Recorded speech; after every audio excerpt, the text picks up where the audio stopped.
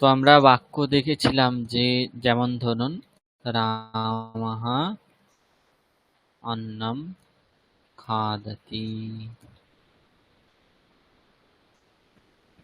এটাকে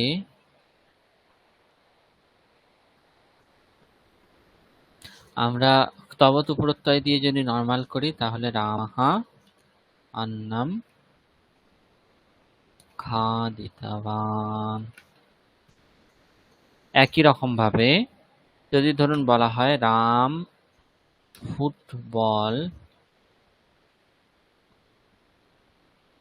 খেলছে, এই বাক্যটাকে সংস্কৃত অনুবাদ করলে কি হবে?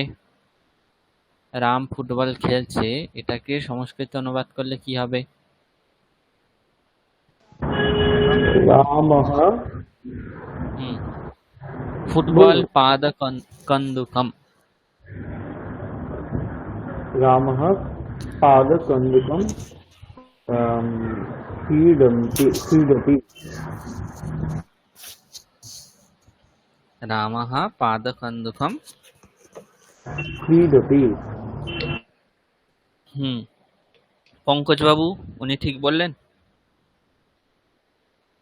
हाँ सर, रामः पादकन्दुकं क्रीडति। তাহলে যদি এটাকে আমরা সংস্কৃতে করি কি পেলাম? রামः পাদকন্দুকম ক্রীডতি। যদি এটাকে আমরা তবতু প্রত্যয় যোগ করে করি তাহলে রামः পাদকন্দুকম, ক্রীড ধাতু থেকে তবতু করলে ক্রীডিতবৎ, এরকম রূপ হয়। এখন এটা যেহেতু তবতু প্রত্যয়ের যেহেতু কর্তরি হয়, কর্তৃবাচ্যে হয়, কর্তা এখানে যেহেতু পুংলিঙ্গ প্রথমার এক বচনে আছে, তাই এখানেও কি হবে? পুংলিঙ্গ প্রথমার এক বচন। আর তবতু প্রত্যয়ান্ত শব্দ যদি পুংলিঙ্গে হয় তাহলে ভগবৎ শব্দের মতো রূপ হয়, এটা বলা হয়েছিল, তাই ক্রীডিতবান এরকম হয়। এবার ধরুন কেউ বলল যে আমি বলতে চাইছি যে যেই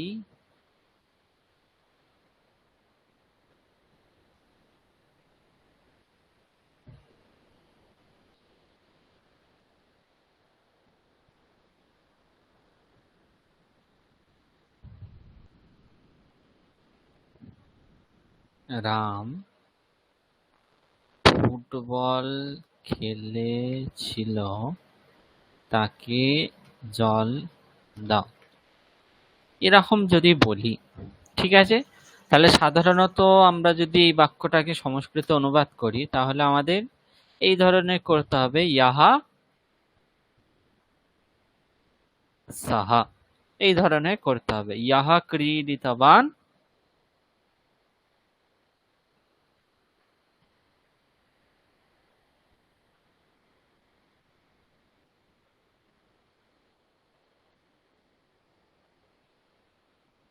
তস্मै জলম দেহি, ইয়াহা রামः ক্রীডিতবান তস্मै জলম দেহি, এই রকম ভাবে করতে হবে। তা না হলে আমরা ইয়াহা তস্मै এই ধরনের বাক্য প্রয়োগ না করে, অর্থাৎ ইয়ৎ আর তৎ শব্দের প্রয়োগ না করে তবতু প্রত্যয়ের ব্যবহার করেই বাক্যটা করতে পারি। সেই ক্ষেত্রে কি হবে? ক্রীডিতবতে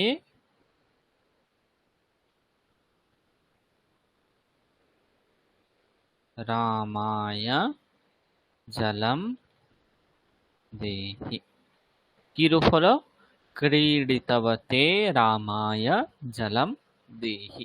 দেখুন এখানে কিভাবে করা হলো। প্রথমত দা ধাতুর প্রয়োগ আছে, মানে যাকে দেওয়া হচ্ছে তার থেকে অবশ্যই চতুর্থী করতে হবে, এটা মাথায় রাখতে হবে। এখন দেখুন যে খেলেছিল তার কথা বলা হচ্ছে, তাহলে অতীতকাল অর্থে যে তবতু প্রত্যয় করা হয়েছে সেই তবতু প্রত্যয়কে চতুর্থীতে কনভার্ট করে আর যেটা বিশেষ্য সেটাকে চতুর্থীতে রেখে আমরা বাক্যটার এই অর্থটাকে এই বাক্যের দ্বারা বোঝাতে পারছি। ইয়াহা রামাহ ক্রীডিতবান তস্मै জলম দেহি, এতটা বড় করে না বলে শুধুমাত্র ক্রীডিতবতে রামায় জলম দেহি বললেই হয়। ঠিক আছে, যেমন ধরুন বলা হয়, যদি এরকম বলা হয় যে পূজা করে তাকে ডাকো, এতটা বলার থেকে পুরোহিতকে ডাকো বলাটা যথার্থ কিনা এবং অল্প বাক্যের মধ্যে হচ্ছে কিনা, সেই রকমই এখানেও যে খেলে তাকে ডাকো এরকম না বলে যে খেলেছিল তাকে ডাকো। এখানে খেলেছিল যেহেতু অতীতকালকে এখানে প্রাধান্য দেওয়া হচ্ছে, সেই জন্য এখানে যে খেলে তাকে ডাকো ক্রীডাকম আহ্বায়া, ইয়াহা ক্রীডাতি তম আহ্বায়া, এটা না বলে যদি আমরা এরকম বলি ক্রীডাকম আহ্বায়া, তাহলে সেটা কি হচ্ছে, সহজে হচ্ছে বাক্যটা। এখানেও সেম, ইয়াহা রামাহ ক্রীডিতবান তস্मै, এতটা বড় করে না বলে যদি আমরা তবতু প্রত্যয়ান্ত শব্দটাকে রামের বিশেষণ রূপে ব্যবহার করি এবং রাম থেকে যেহেতু চতুর্থী হচ্ছে এখানেও যদি চতুর্থী করে দিই, তাহলে আমরা ইয়াহা তস্मै এই দুটো প্রয়োগ না করে শুধুমাত্র তবতু প্রত্যয়ান্ত ক্রীডিতবতে রামায় জলম দেহি এইরকম প্রয়োগ করি। এই যেই রাম ফুটবল খেলেছিল তাকে জল দাও বাক্যটার অনুবাদ করতে পারছি। একই রকম ভাবে যদি ধরা হয়, বলুন এরকম যে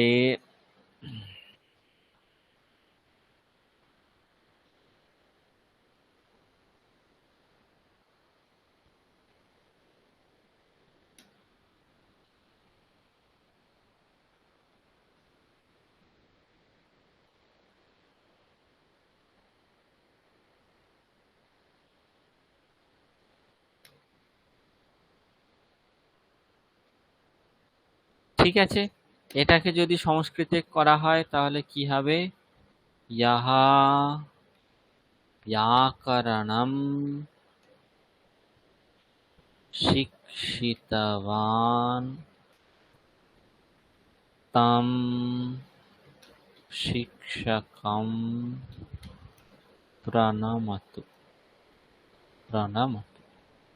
ঠিক আছে, এখন আমি বলছি যে ইয়াহা তম এই দুটোর প্রয়োগ করা যাবে না, ইয়াহা আর তম এই দুটোর প্রয়োগ না করে এই বাক্যটাকে করতে হবে। এরকম যদি হয়, এবার তাহলে আমাকে বলুন ইয়াহা তম এই দুটোকে যদি আমি ব্যবহার না করতে দিই, তাহলে আপনি এই যিনি সেই এই অর্থটাকে বোঝাবেন কি করে? তার উপায় হচ্ছে এই যে তবতু প্রত্যয়ান্ত যেই শব্দ শিখিয়েছেন, এটা হচ্ছে বাংলা তবতু প্রত্যয়ান্ত শব্দ। এখন এটাকে যদি আমরা যার বিশেষ যেটা বিশেষ্য তার বিশেষণ রূপে ব্যবহার করি, তাহলেই বাক্যটা ইয়াহা আর তম এটার ব্যবহার না করলেও চলবে। যেমন ধরুন আমরা যদি এরকম করি বাক্যটা, ব্যাকরণম শিক্ষিতবন্তম শিক্ষকম প্রণমতু। এখানে দেখুন শিক্ষিতবন্তম শিক্ষকম, যে শিখিয়েছে সেই শিক্ষককে, তাহলে শিক্ষকম এটা বিশেষ্য, এটা যেহেতু দ্বিতীয়ার এক বচনে আছে, তবতু প্রত্যয়ান্ত শব্দ যেটা সেটাকেও দ্বিতীয়ার এক বচনে করা হলো, ভগবান ভগবন্তৌ ভগবন্তঃ ভগবন্তম শিক্ষিতবন্তম শিক্ষকম, এখানেও কি করা হলো, দ্বিতীয়ার এক বচন করা হলো, দিয়ে এটাকে আমরা তবতু প্রত্যয়ান্ত শব্দটাকে শিক্ষক এই বিশেষ্যের বিশেষণ রূপে ব্যবহার করে এই যে বাক্যের অর্থটা যিনি ব্যাকরণ শিখিয়েছেন সেই শিক্ষককে প্রণাম করো, সেই অর্থটা আমরা বোঝাতে পারলাম। এখন বুঝতে পারছেন?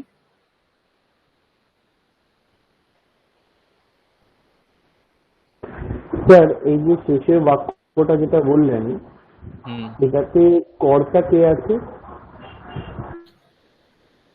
তুমি। মানে উহ্যকর্তা, তাই তো? হুম হুম হুম ঠিক আছে।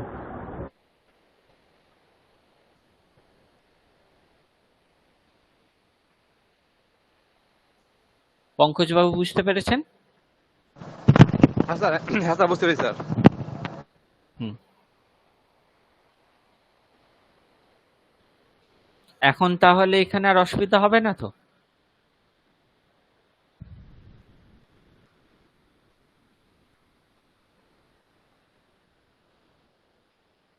আচ্ছা, এরপর আমরা দেখেছিলাম কি এগুলোকে কনভার্ট করছিলাম আমরা ত প্রত্যয় দিয়ে। ত প্রত্যয় হলে আমরা কি বলেছিলাম যে কর্তা তৃতীয়াতে চলে যাবে, যেহেতু কর্মণি হয় কর্মণি সব নিয়ম চলবে। যেটা কর্ম সেটা প্রথমার একবচনেই থাকবে, পাদ কন্দুকম। আর তবতু প্রত্যয়ান্ত শব্দ কর্মকে অনুসরণ করবে। এখন কর্ম যেহেতু এখানে নপুংসক লিঙ্গ প্রথমার একবচনে আছে, তাই ত প্রত্যয়ান্ত শব্দ ক্রীড়িত শব্দ সেটাও অকারান্ত নপুংসক লিঙ্গ প্রথমার একবচনে হয়ে গিয়ে রামেনা পাদকন্দুকম ক্রীডিতম এরকম রূপ হচ্ছে। ঠিক আছে, আমরা যদি এটা বলি যে ক্রীডিতবতে রামায় জলম দিহি, আচ্ছা এটা বাদ দিন। তারপর ধরুন আমি একটা বাক্য বললাম যে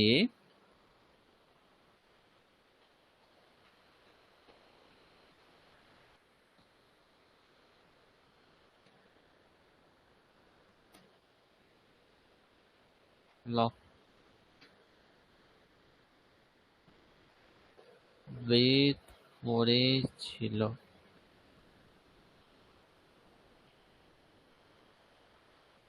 এটাকে তবতু প্রত্যয় দিয়ে করলে কি হবে? আগে নরমাল কি হবে বলুন? লক্ষ্মণ বেদ পড়েছিল, এটা যদি নরমাল বাক্য প্রয়োগ করা হয় তাহলে কি হবে?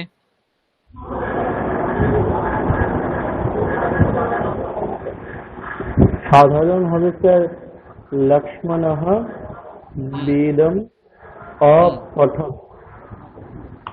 লক্ষ্মণঃ অপঠৎ। হ্যাঁ, অপঠৎ কি হবে? লক্ষ্মণঃ বেদম অপঠৎ। অপঠৎ তবতু প্রত্যয় দিয়ে করলে কি হবে?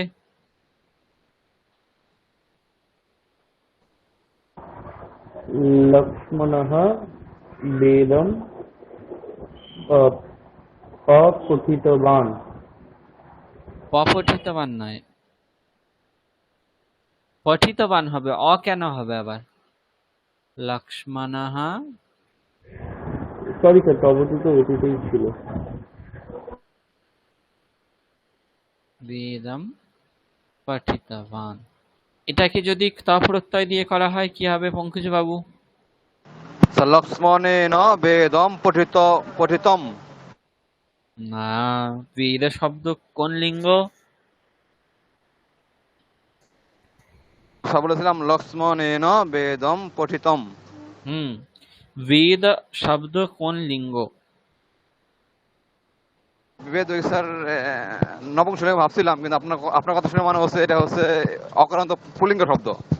তাহলে হয় লক্ষ্মণেন বেদঃ পঠিত পঠিত পঠিত সরি লক্ষ্মণেন বেদঃ পঠিত পঠিতবান, তাহলে এরকমই হবে।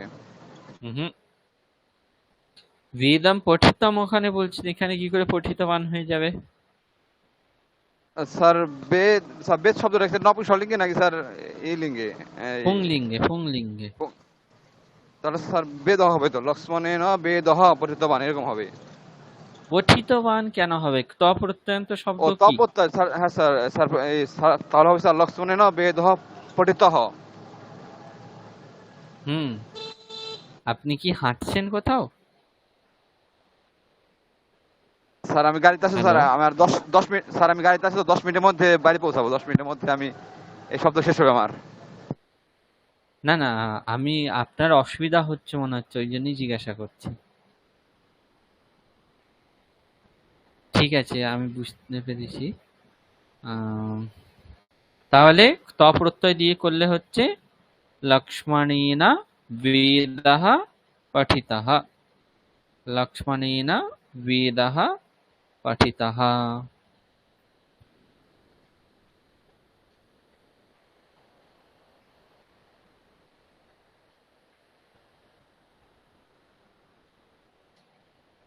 আচ্ছা, তাহলে এখানেও যদি আমরা বিভক্তি চেঞ্জ করি, ধরুন আমি বললাম যে বেদ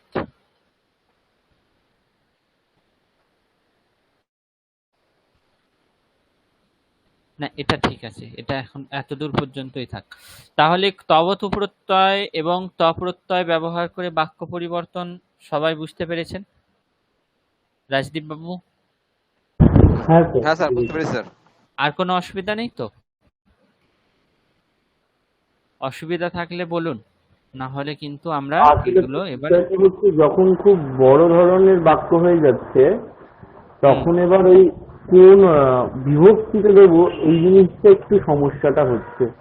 দেখুন, বিভক্তি কোনটা দেবেন সেটার জন্য নর্মাল, যেমন আমরা তবতু প্রত্যয় না ভেবে আপনি নর্মাল বাক্য ভাবুন। এখন কাউকে জল দিতে হবে, তাই দা ধাতুর যেহেতু প্রয়োগ আছে চতুর্থী করতে হবে, এটা বুঝে যাচ্ছে। এখন বিশেষ্য থেকে যদি চতুর্থী করেন, আমি বারবার বলছি তবতু প্রত্যয়ান্ত শব্দটা বিশেষ্যর বিশেষণ করে দিলেই এই ধরনের যে বাক্যগুলো সেগুলো হয়ে যায়, ঠিক আছে? বিশেষ্যকে যদি চতুর্থী করেন তাহলে বিশেষণেও চতুর্থী করতে হবে। সেই অনুযায়ী তবতু প্রত্যয়ান্ত শব্দ যার বিশেষণ সে যদি চতুর্থীতে থাকে, তবতু প্রত্যয়ান্ত শব্দটাও চতুর্থীতে হয়ে যাচ্ছে। যেমন এখানে ক্রীড়িতবতে রামায় জলম দেহি, আমি যদি বলি রামকে জল দাও, তাহলে আপনি কি করবেন? রামায় দেহি কিম দেহি জলম দেহি, ঠিক আছে? এতটা হলো। এখন যে খেলেছিল সেই রামকে জল দাও যদি বলা হচ্ছে, তাহলে ক্রীডিতবতে রামায় জলম দেহি, ঠিক আছে? একই রকম ভাবে আমরা যেটা আগে দেখলাম যে শিক্ষককে প্রণাম করো, তাহলে শিক্ষকম প্রণামাতু।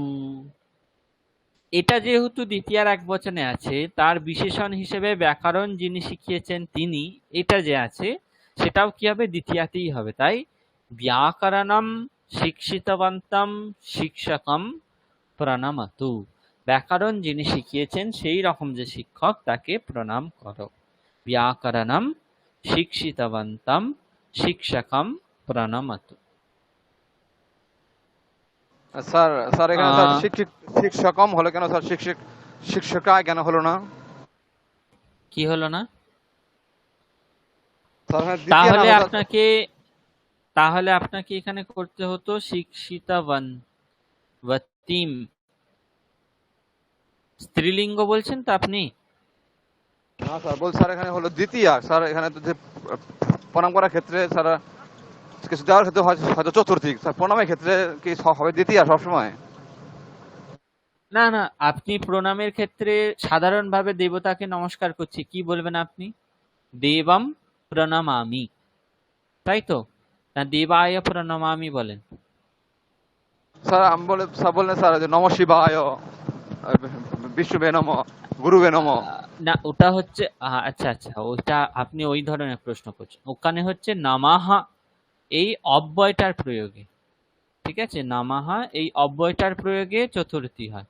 এখানে তো আমি নামাহা শব্দের প্রয়োগ করিনি, আমি তো হ্যাঁ স্যার। নামাহা অব্যয়টার এখানে প্রয়োগ করছি না, এখানে নম ধাতুর প্রয়োগ করছি। শুধুমাত্র নামাহা এই অব্যয়টার যখন প্রয়োগ হবে তখনই চতুর্থী হবে, ঠিক আছে? আমি এখানে নম ধাতুর প্রয়োগ করেছি, ধাতুর ক্ষেত্রে দ্বিতীয়াও হয়, ঠিক আছে? হ্যাঁ স্যার। পঙ্কজবাবু বুঝতে পেরেছেন? হ্যাঁ স্যার, বুঝতে পেরেছি। হ্যাঁ স্যার, এটা স্যার জানতাম কিন্তু স্যার ভুলে গেছিলাম, এখন বুঝতে পেরেছি।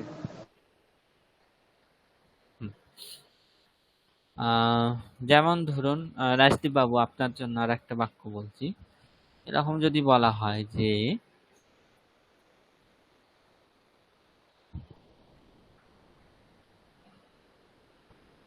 তবতু প্রত্যয় জানে যে তাকে তপ্রত্যয় শেখাও, ঠিক আছে? এখানে দেখুন, মেন ধাতু আগে দেখতে হবে, কি ধাতু আছে? শেখাও, মানে হচ্ছে শিক্ষা ধাতু, তার বিধিলিঙ্গ লকার করতে হবে, দিয়ে শিক্ষায়াতু। শিক্ষায়াতু কি শেখানোর কথা বলা হয়েছে?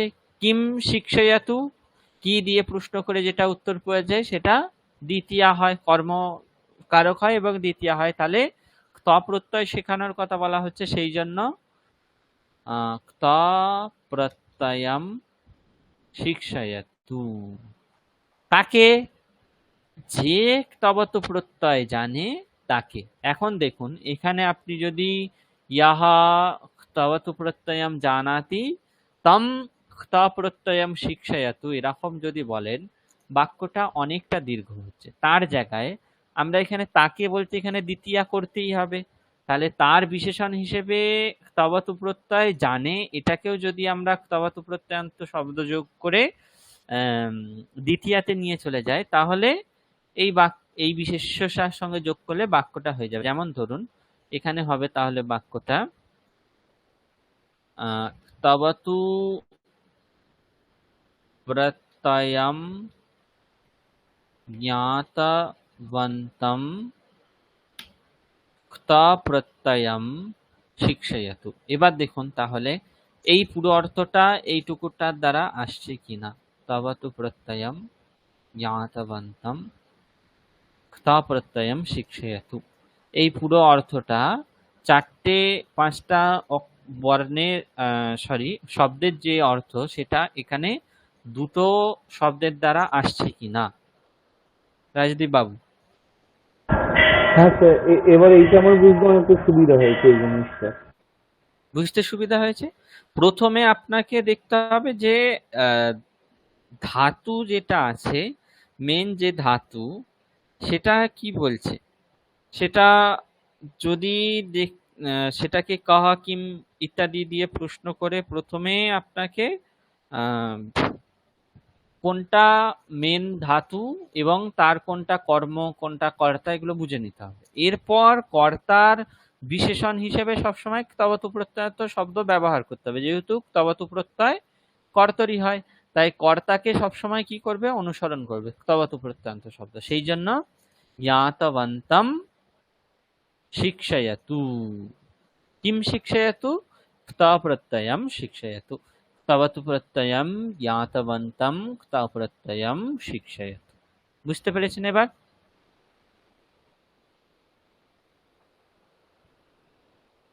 স্পষ্ট হয়েছে রাজদীপ বাবু? হ্যাঁ স্যার, মানে প্রথমে হচ্ছে ক্রিয়াপদটাকে দেখে তারপরে তার থেকে হচ্ছে কর্ম হচ্ছে বাকিগুলোকে আইডেন্টিফাই করতে হবে। হুম হুম হুম, ঠিক আছে। তাহলে মোটামুটি ত এবং তবতু নিয়ে আর কোনো সমস্যা নেই। যদি এখনো কোনো সমস্যা থাকে তাহলে বলতে পারেন, নাহলে আমরা পরের দিকে এগোবো। আর কোনো সমস্যা আছে?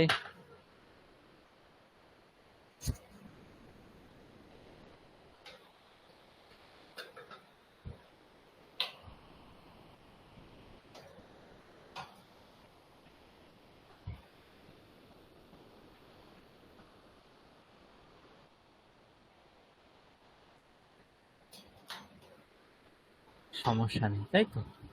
ঠিক আছে, তাহলে আমরা তাহলে ত আর তবতু এখানেই শেষ করছি। এবং আমি আপনাদের আগের দিন কিছু বাক্য দিয়েছিলাম, সেগুলো করতে বলেছিলাম। আপনারা কেউ কি করেছেন? কিছু বাক্য দিয়েছিলাম, করতে বলেছিলাম, কে কে করেছেন? আমার তো পড়া আছে, কিন্তু আমি যেহেতু এখন বাইরের থেকে ক্লাস করছি না, আমি ঠিক পাঠাতে হুম, পারবো না। আমি বাড়ি গিয়ে আপনাকে হোয়াটসঅ্যাপে পাঠিয়ে দিই। হ্যাঁ হ্যাঁ, ঠিক আছে, অসুবিধা নেই।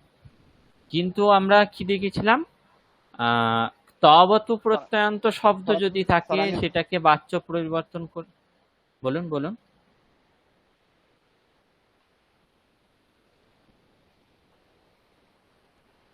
তবতু প্রত্যয় থেকে যদি ত প্রত্যয় প্রয়োগ করে বাক্য করা হয় তাহলে বাচ্য পরিবর্তন হয়। যেমন এখানে কি বলা হচ্ছিল, যদি ধরুন এরকম কোনো বাক্য থাকে যে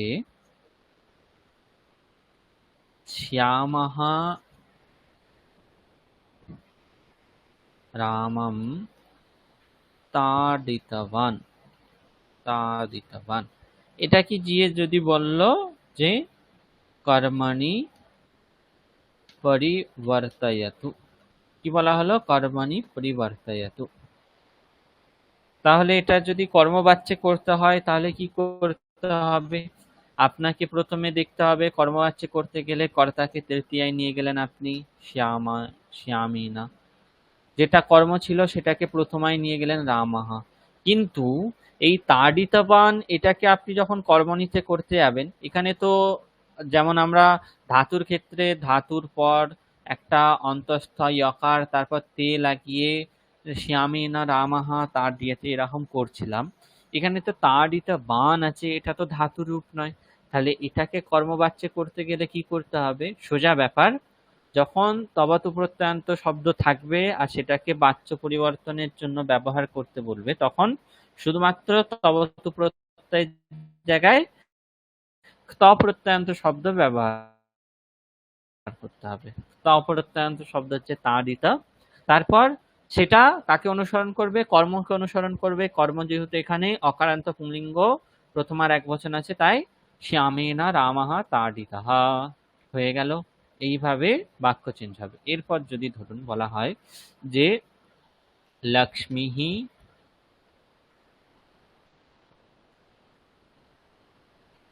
নারায়ণম সেবিতবতী,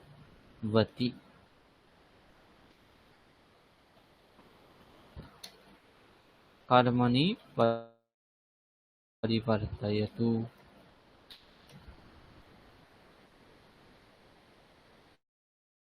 কর্মতে পরিবর্তন করুন, এটা কি হবে বলুন?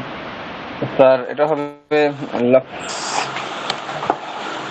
লক্ষ্ময়া, লক্ষ্ময়া, স্যার লক্ষ্ময়া নারায়ণ, না না, লক্ষ্ময়া হবে না।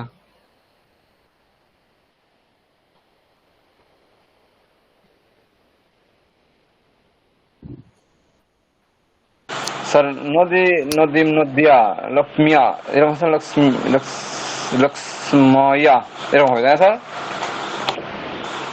লক্ষ্ময়া, লক্ষ্ময়া লক্ষ্ময়া, কেন? আপনি নদয়া বলছেন? না, আপনি নদয়া বলছেন না নদিয়া বলছেন? নদিয়া বলছি, নদিয়া।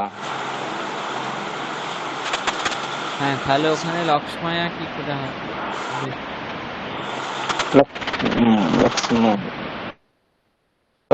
উচ্চারণ কি হয় তাহলে উচ্চারণটা? লক্ষ লক্ষ্মিয়া কি হবে? লক্ষ্মিয়া। লক্ষ্মীয়, লক্ষ্মীয় হুম, নারায়ণঃ সেবিতঃ। লক্ষ্মিয়া নারায়ণঃ সেবিতঃ। পঙ্কজবাবু উনি ঠিক বলেছেন। স্যার আমি তো বললাম স্যার, পঙ্কজ ভাই বললেন। ও ও, রাজদীপ বাবু ঠিক বলেছেন উনি। আহ, উনি লাস্টের একটা কি বললেন, ওদের সেবি তাহা বললেন। হ্যাঁ, সেবিতঃ। তাহলে ঠিক আছে। হুম, এবার আহ আমি আর একটা বাক্য দিচ্ছি। ধরুন বলা হলো যে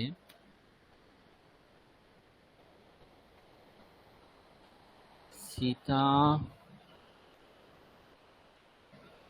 পুষ্কে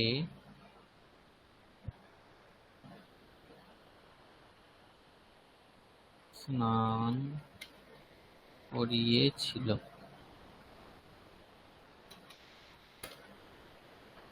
এটা তবাতু প্রত্যয় প্রয়োগ করে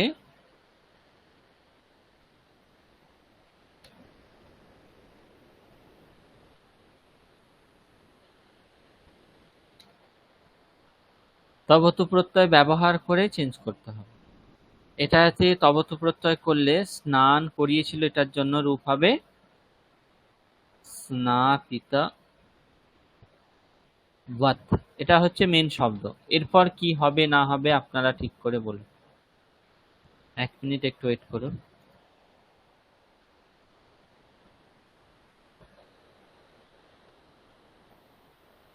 সীতা কুশকে স্নান করিয়েছিল।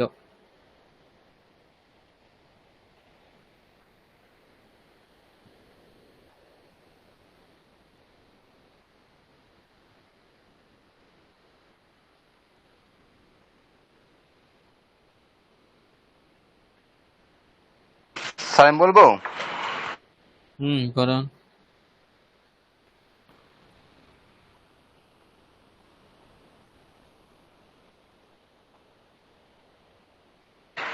সীতা কুসুম স্নাপিতবতী। হুম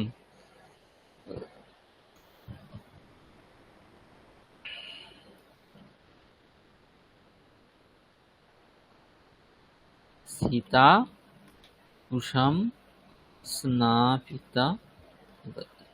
আমি যদি এখানে কুশ না বলে মিত্র বলতাম, মিত্র যদি বলতাম তাহলে কি হতো? অর্থাৎ অকারান্ত নপুংসক লিঙ্গ যে শব্দ মিত্র শব্দ বন্ধু অর্থে যেটা হয় সেটা ব্যবহার করলে কি হতো? স্যার মিত্রম হতো স্যার। পুরো বাক্যটা কি হতো?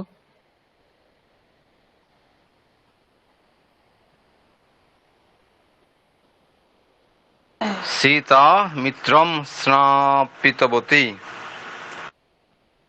হুম সীতা মিত্রম স্নাপিতবতী। এবার যদি এগুলোকে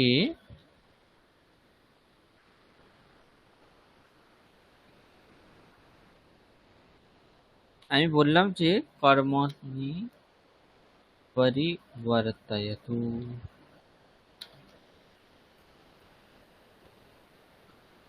কি হবে তাহলে?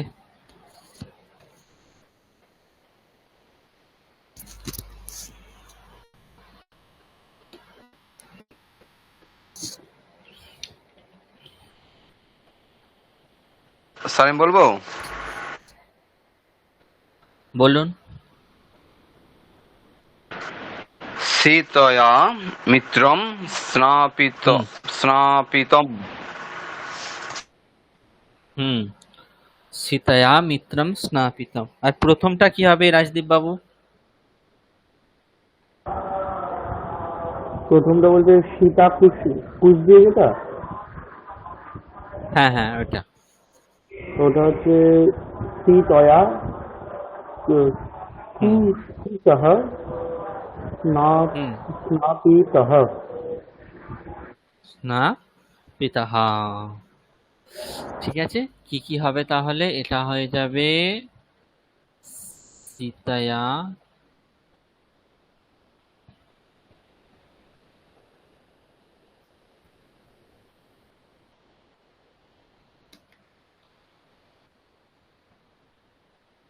আর এটা হয়ে যাবে সীতায়া মিত্রম স্নাপ।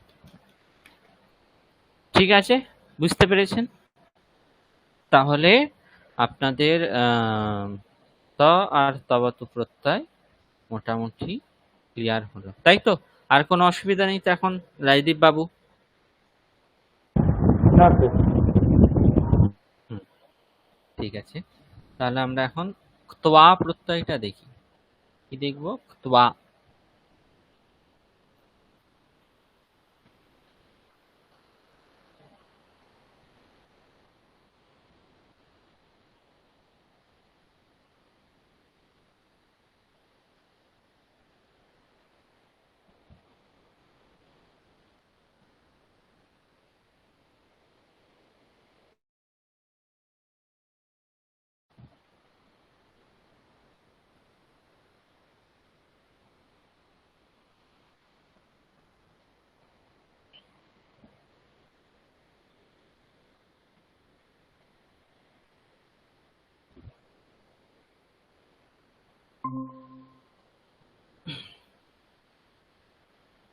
স্ক্রিনটা দেখা যাচ্ছে?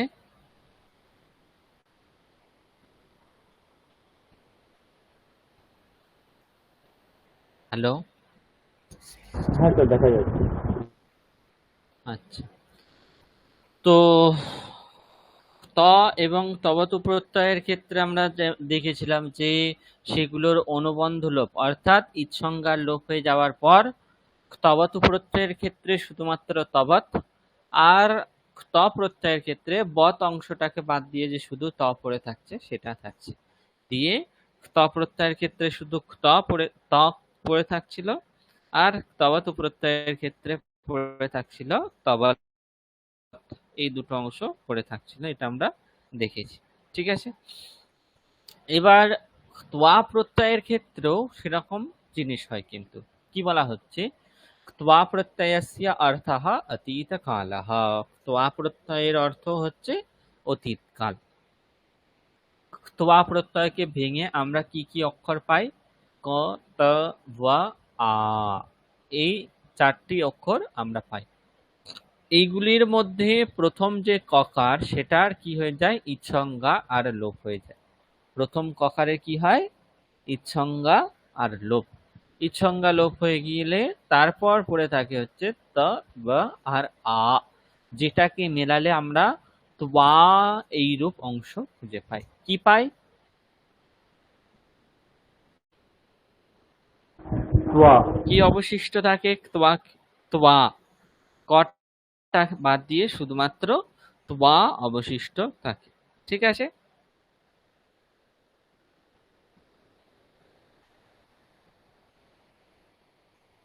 তো এখানে কি হচ্ছে, এই যে ত্বা, স্যার এটা আমরা ত্বা প্রত্যয়ান্ত, বলুন স্যার তোয়া বলুন এই বলুন। প্রত্যয়টাকে স্যার তোয়াস প্রত্যয় বলা হয় স্যার। স্যার তোয়া এই প্রত্যয়টাকে স্যার তোয়াস প্রত্যয় হ্যাঁ, বলা হয়। বাংলায় বাংলায় ওটাকে ত্বাচ প্রত্যয় বলা হয়।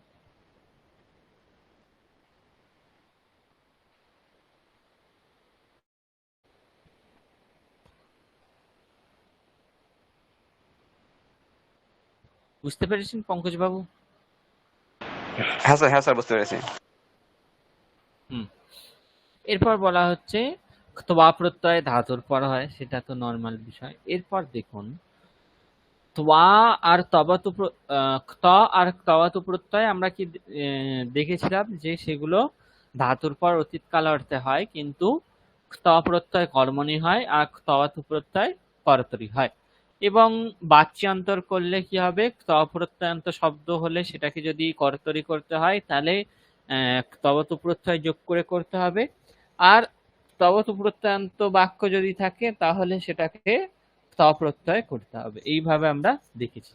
ঠিক আছে, এবার একটা জিনিস দেখুন, ত্বা প্রত্যয়ের ক্ষেত্রে কিন্তু একটু অন্যরকম ব্যাপারটা। কি বলা হচ্ছে, एकस्मिन् वाक्ये यदि क्रियापदद्वयं तिष्ठति तर्हि द्वयोः क्रिययोः मध्ये प्रथमक्रियायां यः धातुः तस्मात् धातोः क्त्वा प्रत्ययः भवति। অর্থাৎ একটি বাক্যে যদি দুটি ক্রিয়াপদ থাকে, অর্থাৎ দুটো ধাতু থাকে, তাহলে প্রথম ধাতু থেকে, দুটি ধাতুর মধ্যে যেটি প্রথম ধাতু, ঠিক আছে, তার থেকে কি হয়ে যাবে, ত্বা প্রত্যয় হয়ে যাবে।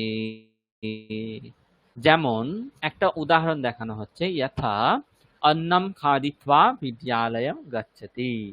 অন্নম খাদিত্বা বিদ্যালয়ম গচ্ছতি, এখানে দেখুন দুটো ক্রিয়াপদ আছে, একটা হচ্ছে খাদ অর্থাৎ খাদন রূপ ক্রিয়াপদ বা খাওয়া ক্রিয়া, আর একটা হচ্ছে গচ্ছতি অর্থাৎ যাওয়া ক্রিয়া। দুটি ক্রিয়ার মধ্যে আগে কোন ক্রিয়াটা সম্পন্ন হচ্ছে?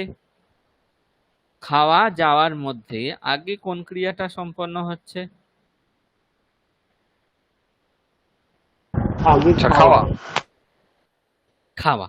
তাহলে কি বলা হচ্ছে, যেটা প্রথম ক্রিয়াপদ তার থেকে কি হবে, ত্বা প্রত্যয় হবে। সেই জন্য দেখুন, অন্নম খাদিত্বা বিদ্যালয়ম গচ্ছতি, এখানে প্রথম ক্রিয়াপদ যেহেতু খাদ ধাতু, সেই ধাতুর পর ত্বা প্রত্যয় হয়ে খাদিত্বা রূপ হলো।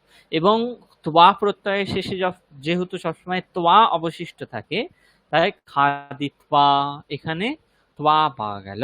সেই জন্য অন্নম খাদিত্বা বিদ্যালয়ম গচ্ছতি। কি বলা হচ্ছে, अत्र खादति इति प्रथमक्रियापदं, गच्छति इति द्वितीयक्रियापदम्, अतः प्रथमक्रियापदे यः खाद् धातुः तस्मात् त्वा प्रत्ययः भवति। কি বলছে, যেমন ভাত খেয়ে বিদ্যালয়ে যাচ্ছে, এখানে খাদাতি এটা হচ্ছে প্রথম ক্রিয়াপদ, গচ্ছতি এটা হচ্ছে দ্বিতীয় ক্রিয়াপদ, তাই প্রথম ক্রিয়াপদে যেই খাদ ধাতু, সেই খাদ ধাতু থেকে ত্বা প্রত্যয় হবে, হয়ে খাদিত্বা বিদ্যালয়ম গচ্ছতি, এরকম বাক্য সিদ্ধ হচ্ছে। এরপর বলা হচ্ছে কি, यदि वाक्ये विद्यमानस्य क्रियापदद्वयस्य कर्ता समानः भवति तर्हि एव धातोः क्त्वा प्रत्ययः भवति, अन्यथा तु क्त्वा प्रत्ययः न भवति। বলছে কি, কিন্তু বাক্যে শুধুমাত্র দুটো ক্রিয়াপদ থাকলেই যে ক্ত্বা প্রত্যয় হবে তাও কিন্তু নয়। বলা হচ্ছে দুটো ক্রিয়াপদ থাকতে হবে এবং দুটো ক্রিয়ার কর্তা একই হতে হবে। ঠিক আছে, অর্থাৎ যদি ধরুন এরকম কোনো বাক্য আছে যে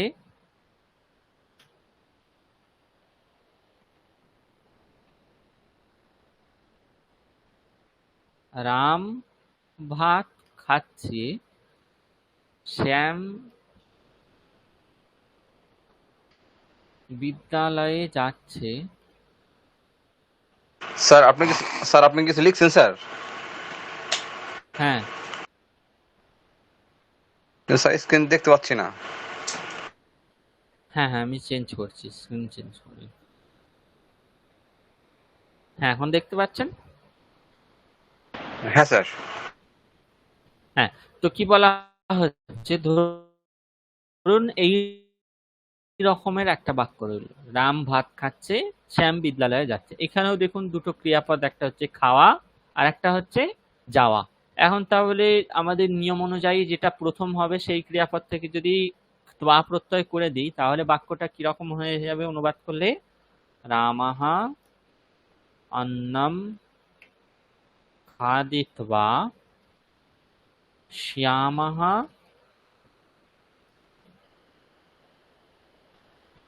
বিদ্যালয়ম গচ্ছতি, এরকম বাক্য হয়।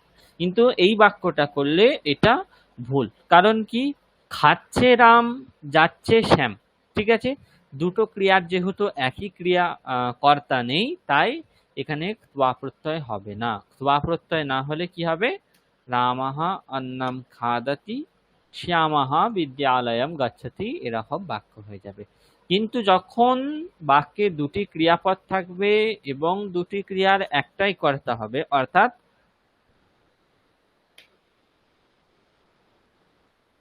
রাম ভাত খেয়ে বিদ্যালয়ে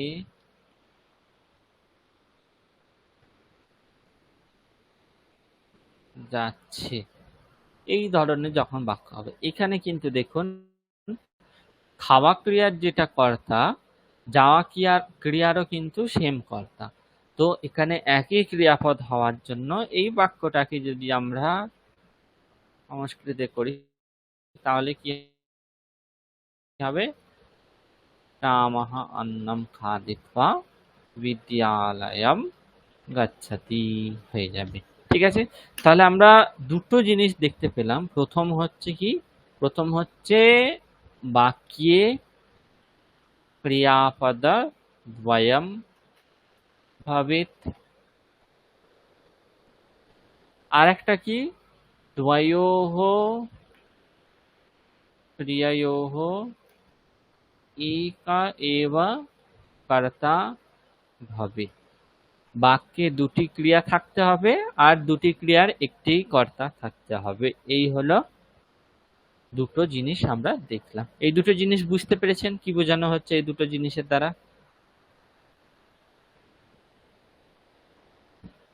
পঙ্কজ বাবু, রাজদীপ বাবু, দুজনেই? হ্যাঁ স্যার, স্যার বুঝতে পেরেছি স্যার। এরপর বলা হচ্ছে কি, আহ যেমন একটা উদাহরণ দেওয়া হচ্ছে, যেমন ধরুন একটা বাক্য আছে যে বালকটি ভাত খেয়ে বিদ্যালয়ে যাচ্ছে। এখানে ভাত খাওয়া ও যাওয়া দুটি ক্রিয়া আছে, দুটি ক্রিয়ার একটি কর্তা, সেটি হলো বালক। ভাত খাওয়া ক্রিয়ার যেটা কর্তা, যাওয়া ক্রিয়ারও সেই একই কর্তা। এখানে বালকটি ভাত খাচ্ছে, বালকটি বিদ্যালয়ে যাচ্ছে। তাই খাওয়া ও যাওয়া ক্রিয়ার মধ্যে পূর্বে নিষ্পন্ন খাওয়া ক্রিয়ার যে খাদ ধাতু, সেই ধাতু থেকে ত্বা প্রত্যয় হয়ে খাদিত্বা এই রূপটি নিষ্পন্ন হয়ে বালকः অন্নম খাদিত্বা বিদ্যালয়ম গচ্ছতি, এই বাক্যটা নিষ্পন্ন হচ্ছে। ঠিক আছে, যেহেতু পূর্বে খাওয়া ক্রিয়া সম্পন্ন হচ্ছে আর খাওয়া ক্রিয়ার জন্য খাদ ধাতু ব্যবহার করা হচ্ছে, তাই বালকः অন্নম খাদিত্বা বিদ্যালয়ম গচ্ছতি এইরকম বাক্য হচ্ছে। বুঝতে পেরেছেন এটা সকলে? এখানে যে দেখুন, ১ নম্বর ক্রিয়া বা প্রথম ক্রিয়া হচ্ছে খাওয়া, খাদনম। দ্বিতীয় ক্রিয়া হচ্ছে গমনম। পূর্ববর্তী ক্রিয়া বা প্রথম ক্রিয়া যেহেতু খাদ ধাতু বা খাদন ক্রিয়া, তাই সেই ধাতু থেকে ত্বা প্রত্যয় করে খাদিত্বা রূপটা করে আমরা বাক্যটা অনুবাদ করছি কি, বালকः অন্নম খাদিত্বা বিদ্যালয়ম গচ্ছতি, এরকম অনুবাদ হচ্ছে। এটা বুঝতে পেরেছেন সকলে? হ্যাঁ স্যার, বুঝতে পেরেছি স্যার।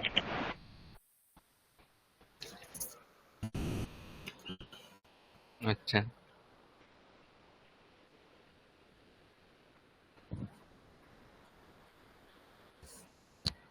এরপর এবার একটা বিশেষ জিনিস বলা হচ্ছে এখানে কি, আমরা তাহলে এতক্ষণ পর্যন্ত কি দেখলাম, ত্বা প্রত্যয় হওয়ার জন্য একটা বাক্যে একটা কর্তা দুটো ক্রিয়াপদ থাকতে হবে, ঠিক আছে?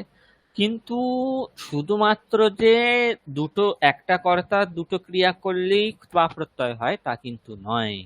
তাহলে কি বলা হচ্ছে যে ত্বা প্রত্যয় শুধুমাত্র একটি বাক্যে দুইটি ক্রিয়া থাকে এবং দুই ক্রিয়া দুটির একটি কর্তা থাকে তখনই হয়, এমনটি নয়।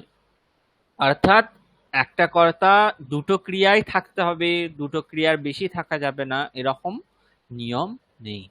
যখন একটি বাক্যে দুই বা ততোধিক ক্রিয়া থাকে, অর্থাৎ দুটো কিংবা তিনটে কিংবা চারটা কিংবা পাঁচটা, যতগুলো হোক ক্রিয়া থাক না কেন, তাদের কর্তা কিন্তু একটাই হতে হবে। সমস্ত ক্রিয়ার একটিই কর্তা থাকে। তখনও যেই সমস্ত ক্রিয়াগুলি পূর্ব নিষ্পন্ন হয় সেই সব ক্রিয়া থেকে ত্বা প্রত্যয় হয়।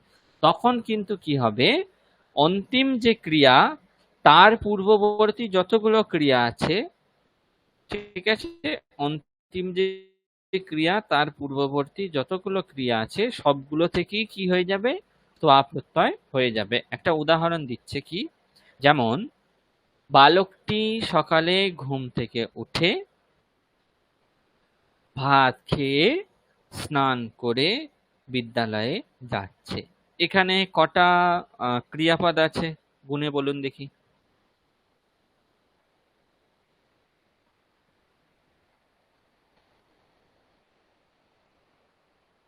স্যার 4টা। কি কি?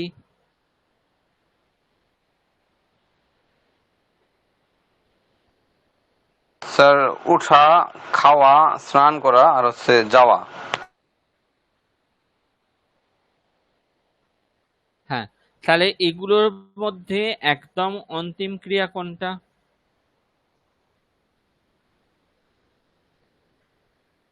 স্যার যাওয়া। যাওয়া। তার পূর্ববর্তী যতগুলো ক্রিয়া আছে সবগুলো থেকেই কি হয়ে যাবে, ত্বা প্রত্যয় হয়ে যাবে। অর্থাৎ তার পূর্ববর্তী ক্রিয়া হচ্ছে স্নান করা, তার পূর্ববর্তী ক্রিয়া হচ্ছে ওঠা, তার পূর্ববর্তী ক্রিয়া হচ্ছে তার পূর্ববর্তী ক্রিয়া দ্বিতীয় ক্রিয়া হচ্ছে স্নান করা, তৃতীয় হচ্ছে ভাত খাওয়া, চতুর্থ হচ্ছে ঘুম থেকে ওঠা। তাহলে অন্তিম যে যাচ্ছে ক্রিয়া তার পূর্ববর্তী যে তিনটে ক্রিয়া আছে সবগুলো থেকে কি হয়ে যাবে, ত্বা প্রত্যয় হয়ে যাবে। কি বলা হচ্ছে, যেমন বালকটি সকালে ঘুম থেকে উঠে ভাত খেয়ে স্নান করে বিদ্যালয়ে যাচ্ছে। এই বাক্যে ঘুম থেকে ওঠা, ভাত খাওয়া, স্নান করা, বিদ্যালয়ে যাওয়া, এই চারটি ক্রিয়া আছে। এই ক্রিয়াগুলির মধ্যে অন্তিম ক্রিয়া হলো যাওয়া ক্রিয়া, এবং ঘুম থেকে ওঠা, ভাত খাওয়া, স্নান করা, এই তিনটি ক্রিয়া হলো যাওয়া ক্রিয়ার পূর্ববর্তী ক্রিয়া। এখানে স্থিত প্রতিটি ক্রিয়ার একটি কর্তা, সেটি হলো বালক। যে যাচ্ছে সেই স্নান করেছে, সেই ভাত খেয়েছে, সেই ঘুম থেকে উঠেছে, ঠিক আছে? এখানে বালকটি ঘুম থেকে উঠছে, বালকটি ভাত খাচ্ছে, বালকটি স্নান করছে, বালকটি বিদ্যালয়ে যাচ্ছে। এখানে বিদ্যালয়ে যাওয়ার পূর্ববর্তী ক্রিয়া হচ্ছে স্নান করা, স্নান করার পূর্ববর্তী ক্রিয়া হচ্ছে ভাত খাওয়া, ভাত খাওয়ার পূর্ববর্তী ক্রিয়া হচ্ছে ঘুম থেকে ওঠা। সেই জন্য অন্য সব ক্রিয়াগুলির বিদ্যালয়ে যাওয়া রূপ অন্তিম ক্রিয়ার পূর্ববর্তী ক্রিয়া হওয়ার জন্য সবার থেকে কি হয়ে যাবে, ত্বা প্রত্যয় হয়ে যাবে। তাহলে অন্তিম যে যাওয়া ক্রিয়াটা রয়েছে সেখান থেকে ত্বা প্রত্যয় হবে না। এটা বুঝতে পারলেন সকলে?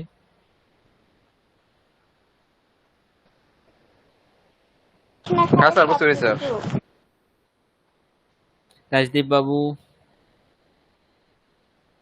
হ্যাঁ স্যার, বুঝতে পেরেছি। আবার প্রথমে যে ক্রিয়াটা হবে সেটাতেই ত্বা প্রত্যয় যোগ হবে। হ্যাঁ, একদম শেষের ক্রিয়া বাদে যদি হাজারটাও ক্রিয়াপদ থাক তাহলে অসুবিধা নেই, কিন্তু কর্তা কিন্তু একটাই হবে। ঠিক আছে, কর্তা একটাই হবে। হ্যাঁ,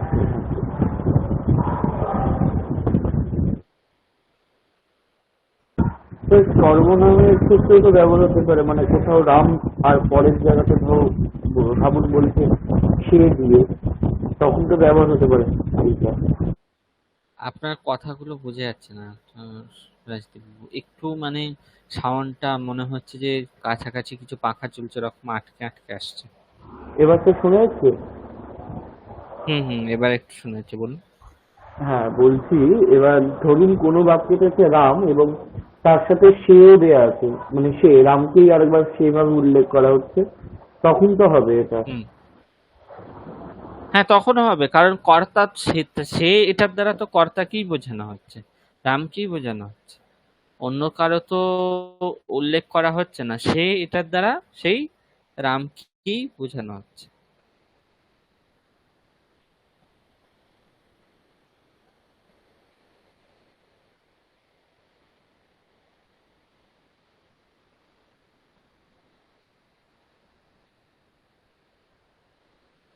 ঠিক আছে,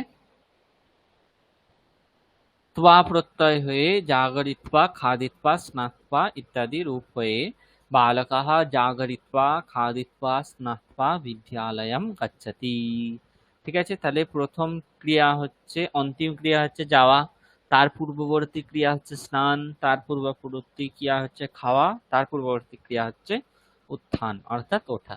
সেই জন্য বাক্যটা অনুবাদ হয়ে কি হচ্ছে, বালকাः জাগরিত্বা খাদিত্বা স্নাত্বা বিদ্যালয়ম গচ্ছতি।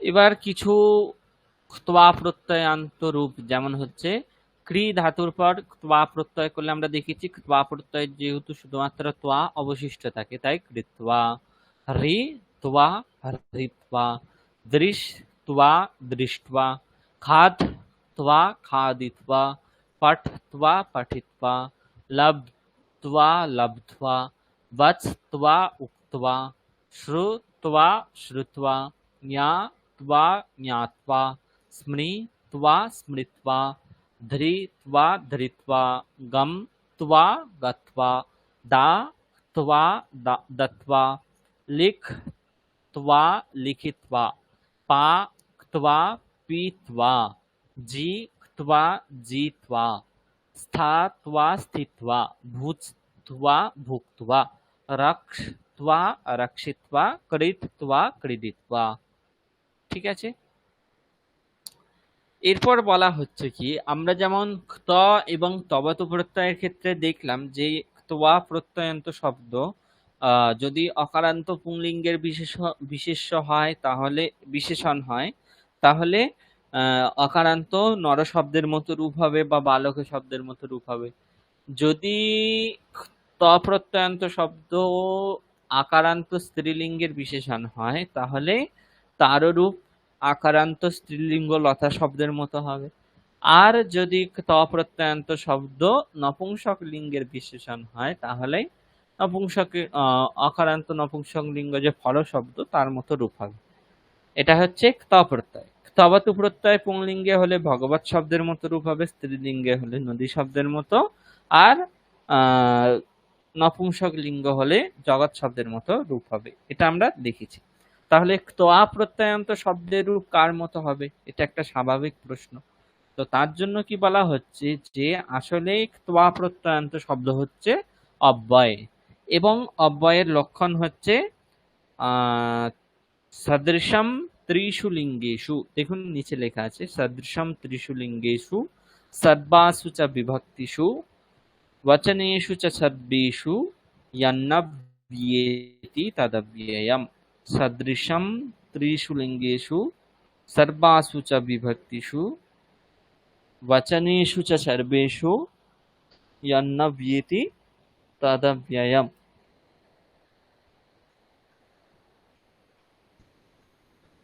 একবার একটু ধরবেন।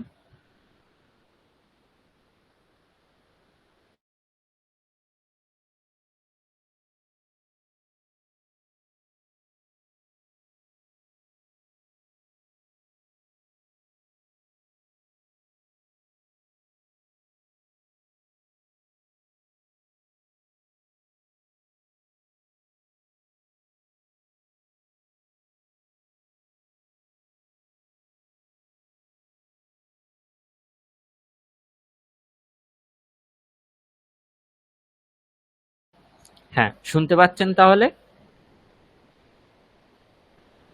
হ্যাঁ স্যার। হ্যাঁ, তাহলে কি বলা হচ্ছে? অব্যয়ের লক্ষণ সদৃশম ত্রিষু লিঙ্গেষু সর্বাসু চ বিভক্তিষু বচনেষু চ সর্বেষু যন্ন বিয়েতি তদ, অর্থাৎ তিন লিঙ্গে সব বিভক্তিতে সব বচনে যার সমান রূপ তাকেই অব্যয় বলা হয়। ত্বয়া প্রত্যয়ান্ত শব্দগুলোও সব অব্যয় হয়, সেই জন্য লিঙ্গ বচন বিভক্তি ইত্যাদি চেঞ্জ হলেও তাদের রূপের কোনো পরিবর্তন হয় না, অর্থাৎ 21টা বিভক্তিতে একই রূপ হয়, সেটা হচ্ছে কৃত্বা, হৃৎপা ইত্যাদি ইত্যাদি। ঠিক আছে, তাহলে একটা বাক্য এখানে দেওয়া হয়েছে, এটা ত্বয়া প্রত্যয় ব্যবহার করে কি করে করবেন দেখুন, একে একে বলুন। প্রথমে মাধব খেয়ে পড়েছে, কি হবে?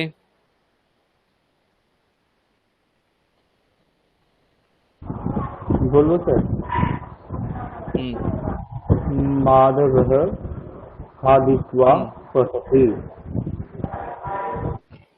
মাধবः খাদিत्वा পঠতি। पठति। তারপর স্যার মাধবः অন্নম খাদিত্বা পঠতি। তারপর माधवः अन्नं खादित्वा স্নাতকি স্নাতকি কি বললেন এটা? স্নানের জন্য স্না ধাতু, তারপর ত্বা করলে স্নাতপা। মাধব अन्नं खादित्वा स्नात्वा पठति। তারপর মাধবः অন্নম খাদিত্বা স্নাত্বা পঠিত্বা বিদ্যালয়ং গচ্ছতি। বিদ্যালয়ং গচ্ছতি।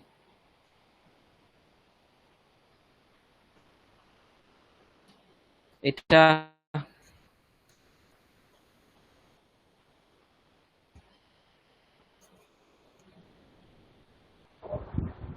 भक्तः मठं गच्छति। ভক্তः মঠম গচ্ছতি।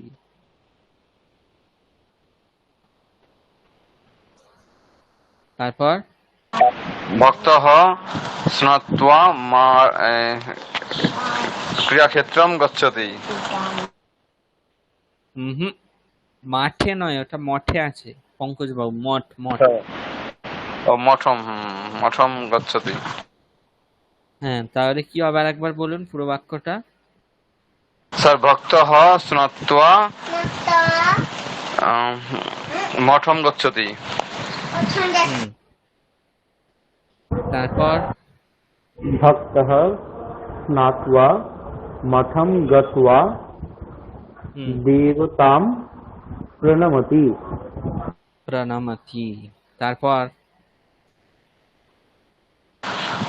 ভক্তः স্নাত্বা মঠম গত্বা দেবতাং প্রণমত্য়া প্রসাদম গৃহতে। আর একবার বলুন প্রথম থেকে।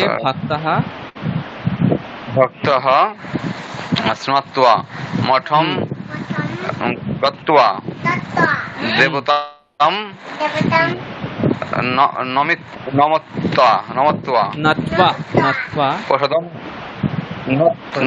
প্রসাদম গৃহতে।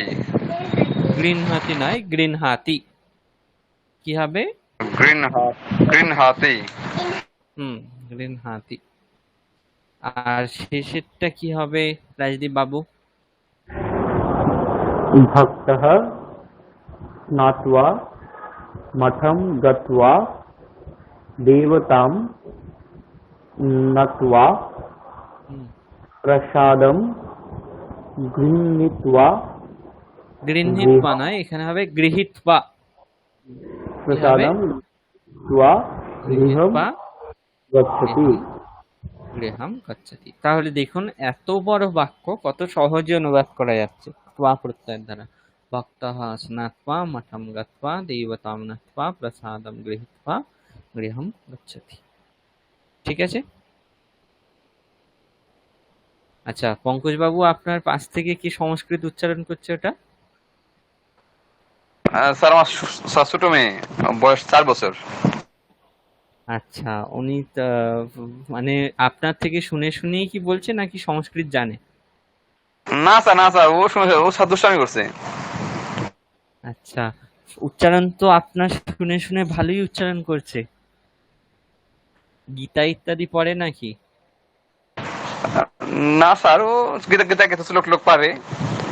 এই স্যার ও তো আমার দুষ্টামি করছে জাস্ট।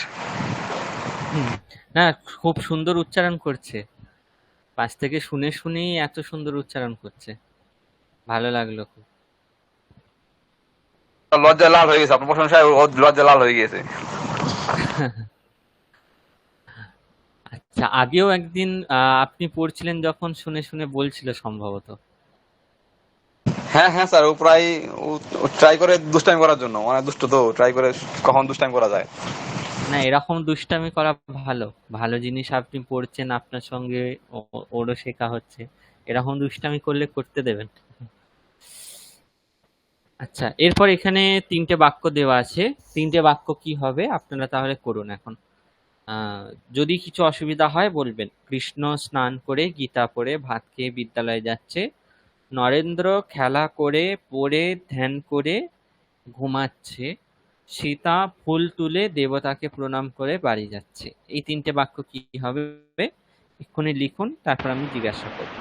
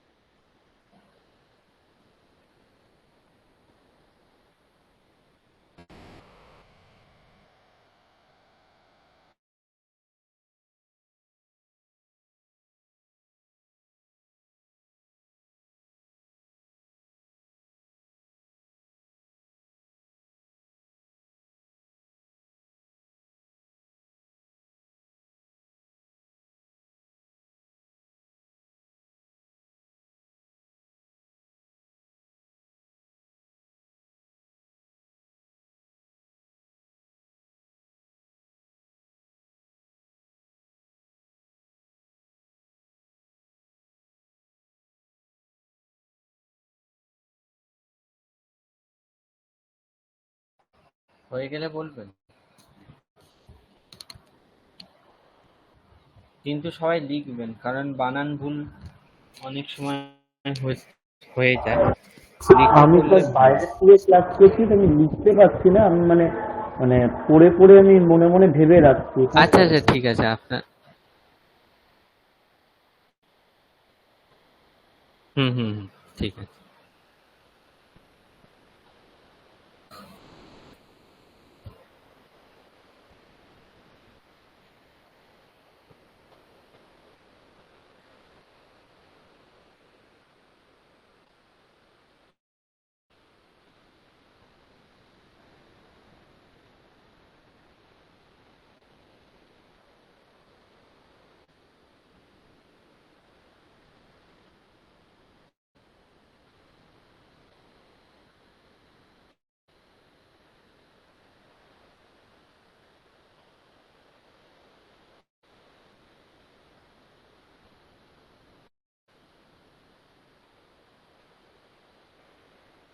স্যার, স্যার প্রণামে, এটা কি স্যার নমিত্য হবে স্যার?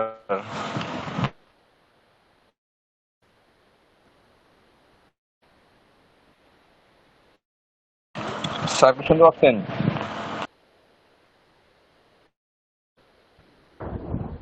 প্রণামটা নাথুয়া হবে, আগেরবার একটা ছিল না, সেটাতে নাথুয়া ছিল।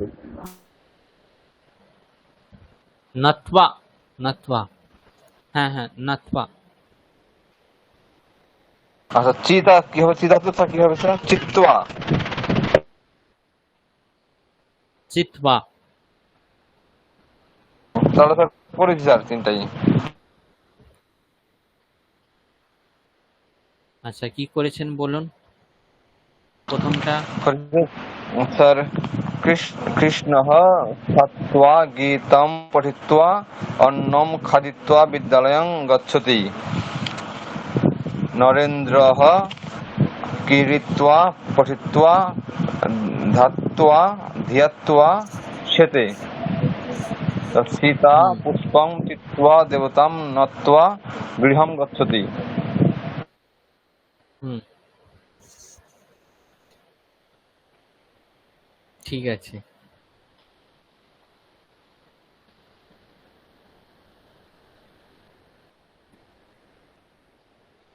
তাহলে ত্বা প্রত্যয় নিয়ে কোনো সমস্যা নেই, তাই তো? ত্বা প্রত্যয়টা বিশেষ কিছু নেইও, মানে যেহেতু বিশেষ কিছু নেই তাই বিশেষ কিছু আর বলারও নেই।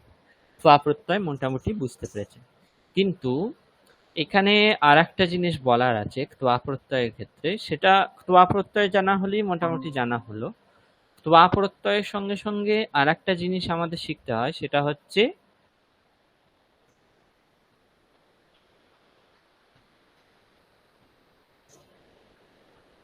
কি শিখতে হয়? লিয়াপ প্রত্যয়।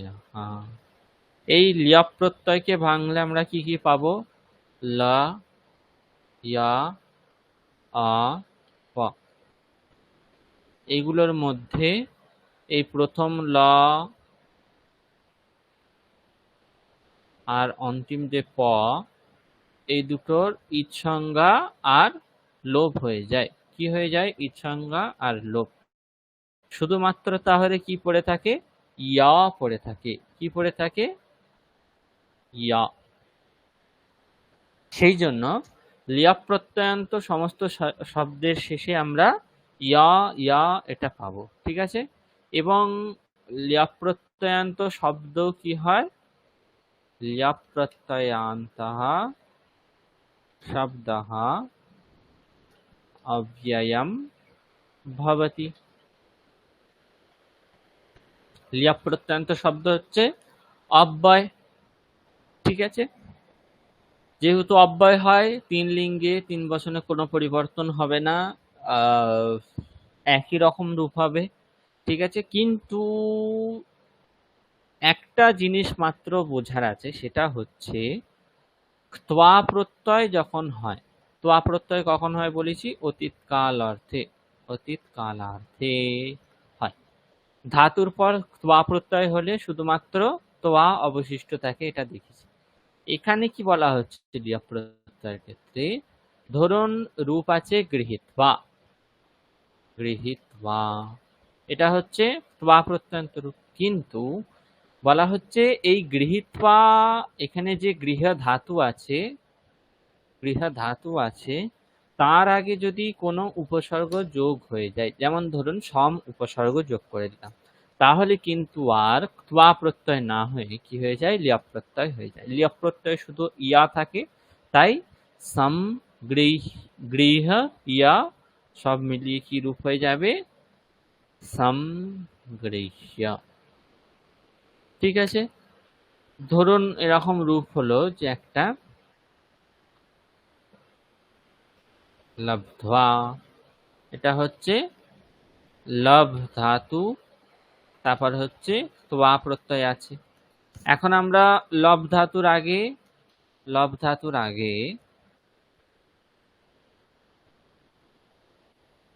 প্র উপসর্গ লাগিয়ে দেব, তাহলে আর ত্বা প্রত্যয় না হয়ে লিয়প প্রত্যয় হয়ে গিয়ে প্রলভ্য।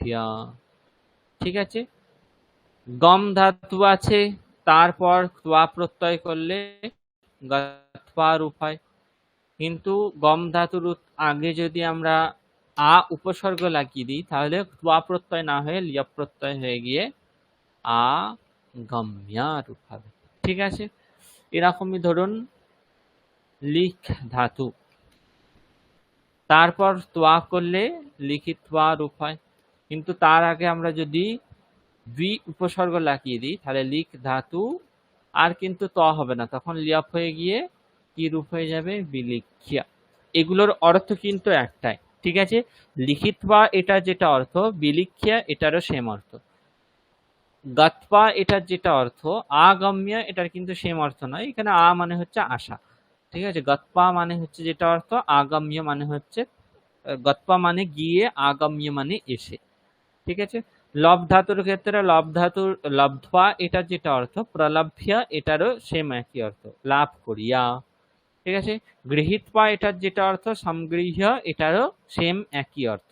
এইভাবে তাহলে কি হচ্ছে, একটা জিনিস মাথায় রাখতে হবে, যখন শুধুমাত্র ধাতু থাকছে তারপর ত্বা প্রত্যয় হচ্ছে, কিন্তু যখনই উপসর্গ তারপর ধাতু তখন আর লিয়াপ না হয়ে ত্বা না হয়ে লিয়াপ হয়ে যাচ্ছে। ঠিক আছে, এই জিনিসটা বুঝতে পেরেছেন পঙ্কজ বাবু, রাজদীপ বাবু? হ্যাঁ স্যার, হ্যাঁ স্যার, বুঝতে পেরেছি স্যার। আচ্ছা, রাজদীপ বাবু বুঝতে পেরেছেন তো? যদি ধাতুতে উপসর্গ যুক্ত থাকে তখন লব প্রত্যয় ব্যবহার হবে, তাই তো? হ্যাঁ, ত্বা প্রত্যয় না হয়ে তখন কিন্তু সবসময় লিয়াপ হবে। উপসর্গ ধাতুর আগেই এলে তখন সবসময় লিয়াপ হবেই হবে। ঠিক আছে, আর কিন্তু বলুন। আর সেই লব প্রত্যয়টার ব্যবহার ঠিক ইয়ের মতনই হবে তো, মানে ত্বা প্রত্যয়ের মতনই হবে তো? হ্যাঁ হ্যাঁ হ্যাঁ, অর্থ তারপর হচ্ছে অব্যয় ইত্যাদি সমস্ত রকম একই থাকবে। শুধুমাত্র ধাতুর আগে উপসর্গ যদি থাকে তখনই লিয়াপ প্রত্যয় হবে, না হলে হবে না। এইটুকুই শুধুমাত্র চেঞ্জ। ঠিক আছে,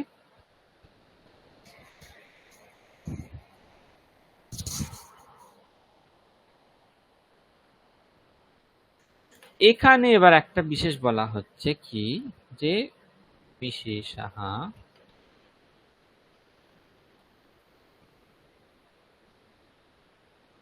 यदा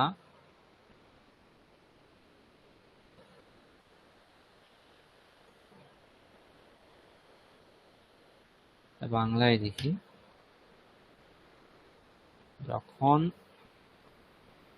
নেতিবাচক অ উপসর্গের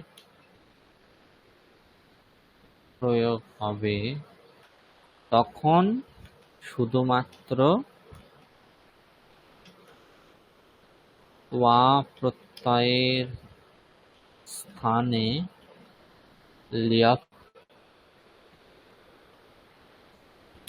প্রত্যয় না হয়ে ত্বা প্রত্যয়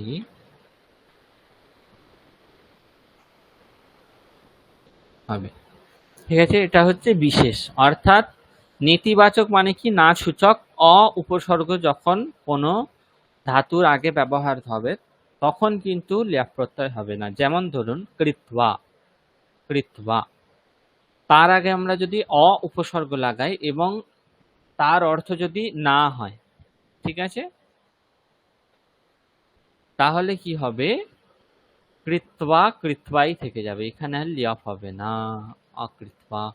না কৃত্বা অকৃত্বা, অর্থাৎ কোনো কিছু না করে যদি বলা হয় তাহলে না কৃত্বা অকৃত্বা। অ এটার অর্থ যদি না হয় তাহলে খাদ ধাতুর পর খাদিত্বা, সব মিলিয়ে কি হবে? অখাদিত্বা।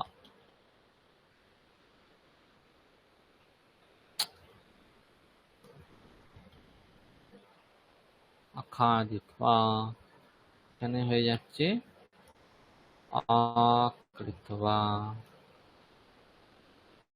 ঠিক আছে, তাহলে শুধুমাত্র একটা বিশেষ, এই অ উপসর্গটা যখন হবে এবং সেটার যদি না অর্থ হয় তাহলে কিন্তু লিয়ক প্রত্যয় হবে না। সাধারণভাবে অ বাদ দিয়ে যত উপসর্গ আছে সেগুলো ধাতুর আগে যোগ হলেই বা প্রত্যয় না হয়ে লিয়ক প্রত্যয় হয়ে যাবে, কিন্তু শুধুমাত্র অ এই উপসর্গটার যদি না অর্থ হয় এবং সেটা ধাতুর আগে যোগ হয় তাহলে কিন্তু ত্বা প্রত্যয় থাকবে, লিয়ক প্রত্যয় হবে না। অকৃত্বা, অখাদিত্বা, ন লব্ধ্বা যদি বলা হয়, অ এটার অর্থ যদি না হয়, তারপর লব ধাতুর যে রূপ হলো লব্ধ্বা, তাহলে কি রূপ হয়ে যাবে? অলব্ধ্বা। অর্থাৎ এটার অর্থ হবে লাভ না করে। এটার অর্থ কি হবে? না খেয়ে। এটার অর্থ কি হবে? না করে। বুঝতে পেরেছেন? এখানে কিছু বোঝার অসুবিধা হচ্ছে কিংবা প্রশ্ন আছে লিয়াপ প্রত্যয়ের ক্ষেত্রে?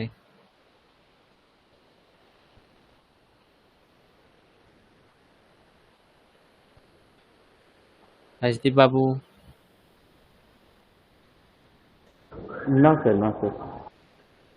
হ্যাঁ, সহজ বিষয়, এখানে বিশেষ কিছু বোঝার নেই, সেই জন্যই বললাম যে এখানে বিশেষ কিছু বোঝার আর নেই। আরেকটা কথা স্যার, হ্যাঁ, যদি অটা ধরুন ধাতুর রূপের মধ্যেই থাকে, মানে যেরকম ধরুন ওই অতীতে যদি ওই সেটা না, আমি উপসর্গ বলছি। ওখানে যেটা হয় ওটা ধাতুর অবয়ব, আমি উপসর্গ শুধু বলছি। হ্যাঁ, এবার বুঝেছি, এবার বুঝেছি জিনিসটা। ঠিক আছে, ওটা তো উপসর্গের নয়, ওটা আলাদাভাবে ধাতুর পর আগম হয়, ধাতুর আগে, পর নয় আগে। হ্যাঁ স্যার, এবার বুঝতে পেরেছি। কিন্তু অ এটা যদি নার্থক সূচক না হয়, সেই অ বাদ দিয়ে আর যত উপসর্গ আছে সবগুলো কিন্তু যোগ হলে ধাতুর পর ত্বা প্রত্যয় না হয়ে কি হয়ে যায়? লিয়ক প্রত্যয় হয়ে যায়। ঠিক আছে?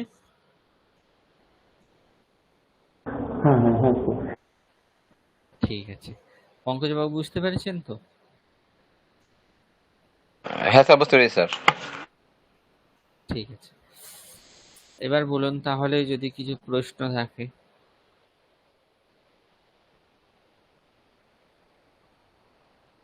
স্যার, স্যার ওই যে ভগবদ্গীতার দ্বিতীয় যে শ্লোকটা দৃষ্ট্বা তু পাণ্ডবানি কথা দৃষ্ট্বা, এখানে স্যার ত্বা প্রত্যয় ব্যবহার হয়েছে না স্যার? হ্যাঁ হ্যাঁ, ত্বা প্রত্যয়। এবার দেখুন, আপনি যেগুলো স্যার শিখছেন সেগুলো ভগবদ্গীতার কিন্তু আপনি পড়েছেন, তাহলে মানে আপনি আসল থিওরিটা জানার আগে প্র্যাকটিক্যাল দেখেছেন, কিন্তু এখন থিওরি জানছেন তো আপনার নিজেরই ভালো লাগবে যে না, এই জিনিসগুলোর এরকম অর্থ তাহলে হচ্ছে এবং সেটা আমি বুঝতে পারছি। ঠিক আছে, হ্যাঁ বলুন পঙ্কজবাবু, কি বলতে গেলেন? স্যার ওই স্যার ভগবদ্গীতা স্যার গীতার মধ্যে 700 শ্লোকের মধ্যে স্যার মোটামুটি কতগুলো প্রত্যয় ব্যবহার করা হয়েছে? সমস্ত রকম প্রত্যয়েরই ব্যবহার আছে ওখানে, সত্রি সানচ বা তাবাতু লিয়াপ, প্রায় সমস্ত রকম প্রত্যয়েরই ব্যবহার আছে। ঠিক আছে, স্যার স্যার আমরা তো স্যার সত্রি সানস লিয়াপ তবতু বললাম স্যার কত কত তবত তোয়া আরেকটা স্যার লিউট প্রত্যয় শিখবো তাই না স্যার? হ্যাঁ, লিউট শিখবো, অনিয়ার শিখবো, তব্য শিখবো। স্যার যেটা বলেন শক্তি স্বরূপ যেগুলো আছে না স্যার, বলুন। শক্তি সংস্কৃত যদি আপনি একবার করিয়ে দেন তাহলে সুবিধা হয়। শক্তি হ্যাঁ, সংস্কৃত যদি একবার বোঝাই থাকি। ছত্রিশ আনাজ আমি বোঝাবো, অসুবিধা নেই, ওটা আমি বোঝাবো। ঠিক আছে, আচ্ছা। এরপর হচ্ছে তুমন প্রত্যয়।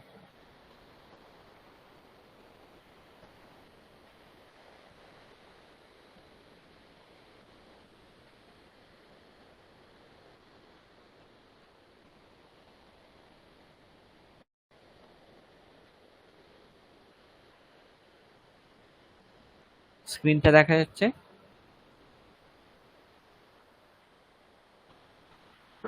হ্যাঁ স্যার। হ্যাঁ স্যার দেখা যাচ্ছে।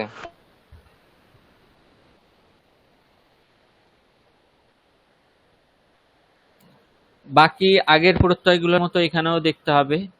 প্রথমত তুমন প্রত্যয়ের অর্থ হচ্ছে নিমিত্ত বা কারণ। ঠিক আছে, কোনো কিছুর নিমিত্ত বা কারণ বা প্রয়োজন, এরকম অর্থ বোঝাতে গেলে তুমন প্রত্যয় ব্যবহার করা হয়। তুমন প্রত্যয়কে ভাঙলে আমরা ত, উ, মা, উ আর না, এই 5টা অক্ষর পাই। এদের মধ্যে অন্তিম যে উ আর না, এগুলোর ঈদ সংজ্ঞা আর লোপ হয়ে গিয়ে সেগুলো থাকে না, শুধুমাত্র তুম, তা, উ আর মা অর্থাৎ তুম এই অংশটুকু অবশিষ্ট থাকে। ঠিক আছে, তাই কি লেখা হয়েছে তুমন প্রত্যয়কে ভাঙলে তা, উ, মা, উ, না এইরকম পাওয়া যায়। এগুলির মধ্যে শুধুমাত্র তুম অবশিষ্ট থাকে, অন্তিম উকার ও নকারে লোপ হয়ে যায়। তুমন প্রত্যয় ধাতুর পড়া হয়, এখানে বিশেষ কিছু বলা নেই। এবার তবাত প্রত্যয় কখন হয়, ত প্রত্যয় কখন হয় সেটা দেখেছি। ত্বা প্রত্যয় কখন হয় সেটাও আমরা দেখলাম, যে 2 বা ততোধিক ক্রিয়াপদ থাকলে এবং সবকটা ক্রিয়ার যদি একটি কর্তা থাকে তাহলে অন্তিম ক্রিয়াকে বাদ দিয়ে বাকি সমস্ত ক্রিয়া থেকে পা প্রত্যয় হয়ে যাচ্ছে। তুমন প্রত্যয় কখন হয় সেটার জন্য বলা হচ্ছে কদাচিৎ একস্যাহ ক্রিয়ায়াহ কৃতে অপরা ক্রিয়া ক্রিয়তে। হচ্ছে কখনো কখনো একটি ক্রিয়ার জন্য আরেকটি ক্রিয়া করা হয়। যথা খাদনার্থম গচ্ছতি, ধরুন কেউ খাওয়ার জন্য যাচ্ছে, তাহলে খাওয়াও একটা ক্রিয়া, যাওয়াও একটা ক্রিয়া, কিন্তু দেখুন খাওয়া ক্রিয়াটার জন্য যাওয়া ক্রিয়াটা করা হচ্ছে। ঠিক আছে, অত্র খাদন ক্রিয়ায়াহ কৃতে গমন ক্রিয়া ক্রিয়তে, খাওয়ার জন্য যাওয়ার ক্রিয়া করা হচ্ছে। বাক্যে यदा एकस्याः क्रियायाः कृते अपरा क्रिया क्रियते तदा यस्याः क्रियायाः कृते अपरा क्रिया क्रियते तस्याः क्रियायाः तुमन प्रत्ययः भवति। অর্থাৎ বলা হচ্ছে যখন বাক্যে একটি ক্রিয়ার জন্য আরেকটি ক্রিয়া করা হবে। ঠিক আছে, তাহলে এখানে খাওয়ার জন্য যাওয়া হচ্ছে, এখানে যেই ক্রিয়ার জন্য অপর ক্রিয়াটি করা হচ্ছে, তাহলে খাওয়ার জন্য যেহেতু যাওয়া ক্রিয়াটা করা হচ্ছে, তাই খাওয়া ক্রিয়ার যে খাদ ধাতু সেখান থেকে তুমন প্রত্যয় হবে। यथा खादनार्थम गच्छति इति एतस्मिन् वाक्ये खादन क्रियायाः कृते गमन क्रिया क्रियते, এখানে খাওয়ার জন্য যাওয়া ক্রিয়া করা হচ্ছে, अतः खादन क्रियायाः तुमन प्रत्ययः भविष्यति, খাদ ধাতুর থেকে তুমন প্রত্যয় হয়ে যাবে। তুমন প্রত্যয় হলে উদাহরণ যেমন রাম সীতাকে দেখতে যাচ্ছে, এখানে দেখা ও যাওয়া দুটি ক্রিয়া আছে, দেখা একটা আর একটা হচ্ছে যাওয়া। এখানে দেখা ক্রিয়ার জন্য যাওয়া ক্রিয়াটি করা হচ্ছে, যাচ্ছে কেন যাচ্ছে, দেখতে যাচ্ছে, তাহলে দেখার জন্য যাওয়া ক্রিয়া করা হচ্ছে। যেহেতু দেখা ক্রিয়ার জন্য যাওয়া ক্রিয়াটি করা হচ্ছে, তাই দেখা ক্রিয়া বোঝানোর জন্য যেই দৃশ ধাতুর ব্যবহার করা হয় সেই দৃশ ধাতুর থেকে তুমন প্রত্যয় করে। এবার দেখুন তুমন প্রত্যয় যেহেতু শুধুমাত্র তুম অবশিষ্ট থাকে বলেছি, তাই সমস্ত তুমন প্রত্যয়ান্ত শব্দের শেষে আমরা তুম তুম এই অংশটা পাবো। যেমন দেখুন এখানে দৃশ ধাতু থেকে তুমন করলে দ্রষ্টুম, ত্বা করলে হচ্ছিল দৃষ্ট্বা, এখানে কিন্তু দ্রষ্টুম, তাহলে তুমন প্রত্যয় করে দ্রষ্টুম এই রূপটি পাওয়া যাচ্ছে। তাই রাম সীতাকে দেখতে যাচ্ছে, এই বাক্যটিকে অনুবাদ করলে রামাহ সীতাম দ্রষ্টুম গচ্ছতি, এই বাক্যটা নিষ্পন্ন হচ্ছে। ঠিক আছে, গমন ক্রিয়া কার জন্য করা হচ্ছে? দর্শন ক্রিয়ার জন্য করা হচ্ছে। কিছু উদাহরণ: ক্রি ধাতুর পর তুমন করলে করতুম, হরি ধাতুর পর তুমন করলে হরতুম, দৃশ ধাতুর পর তুমন করলে দ্রষ্টুম, খাদ ধাতুর পর তুমন করলে খাদিতুম। এইভাবে লব্ধুম, বক্তুম, শ্রোতুম, জ্ঞাতুম, স্মর্তুম ইত্যাদি ইত্যাদি ইত্যাদি রূপগুলি হবে। ঠিক আছে, বুঝতে পেরেছেন? এটা কারো কিছু জিজ্ঞাসা কিংবা প্রশ্ন এতদূর পর্যন্ত? এই যে স্যার তুমুল প্রত্যয়টা বললেন, তুমুল প্রত্যয়টাও কি অতীতকালের জন্য বললেন? না, তুমুল প্রত্যয় অর্থ আমি প্রথমেই বলে দিয়েছি, ওই জন্য নিমিত্ত বা কারণ বা প্রয়োজন, এই রকম অর্থ। তাহলে করতুম এটার অর্থ কি হবে? করার জন্য। করতুম এটার অর্থ কি হবে? করার জন্য। ধরতুম এটার অর্থ কি হবে? ধরার জন্য বা ধরার নিমিত্ত। ঠিক আছে, পাতুম এটা কি অর্থ কি হবে? পান করার জন্য। ঠিক আছে, স্থাতুম এটার অর্থ কি হবে? থাকার জন্য। ভুক্তুম এটার অর্থ কি হবে? ভোজন করার জন্য।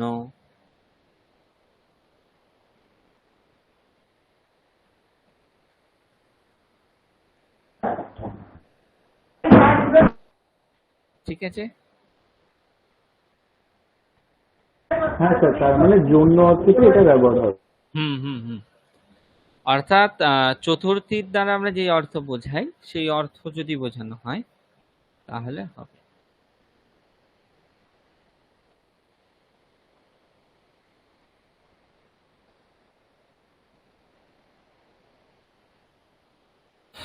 উদাহরণ যেমন তুমুন প্রত্যয়ান্ত শব্দও কিন্তু অব্যয় হয়।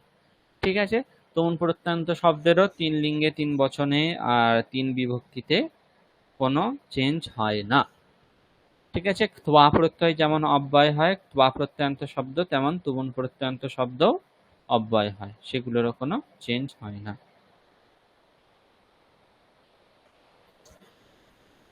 যেমন মাধব পড়ছে, কি হবে? মাধব পড়ছে এটা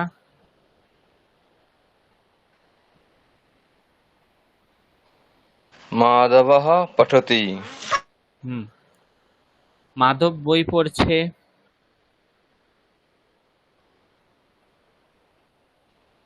মাধবः পুস্তকম পঠতি। মাধবः হুম। মাধব পরীক্ষায় লেখার জন্য বই পড়ছে, তাহলে দেখুন লেখার জন্য পড়ছে, তাহলে লেখা ক্রিয়াটা কার জন্য করা হচ্ছে? এই পড়া ক্রিয়াটা কার জন্য করা হচ্ছে? লেখার জন্য। তাহলে লিখ ধাতু থেকে কি হবে? তুমন প্রত্যয় হবে। তুমন প্রত্যয় হলে কি হবে?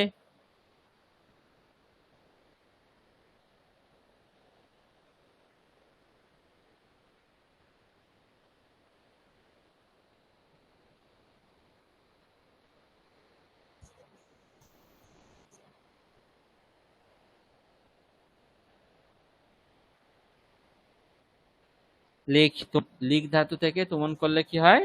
লিখিতম বা লেখিতম। তাহলে কি রূপ হবে? মাধবাহা পরীক্ষায়, এটা সপ্তমী হবে। কোথায় লেখার জন্য? পরীক্ষায় লেখার জন্য। তাহলে পরীক্ষায়াম লিখিতম বা লিখিতম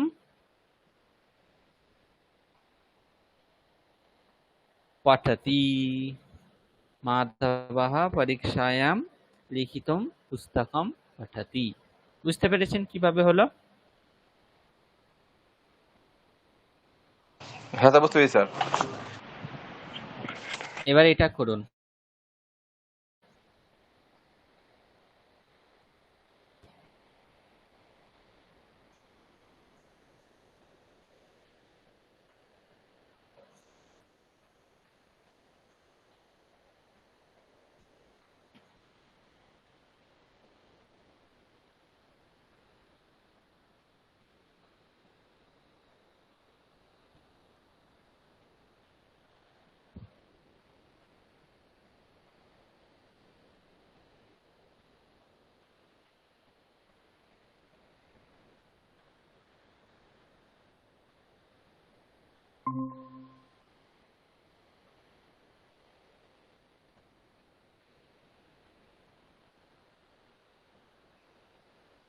পঙ্কজ আহ,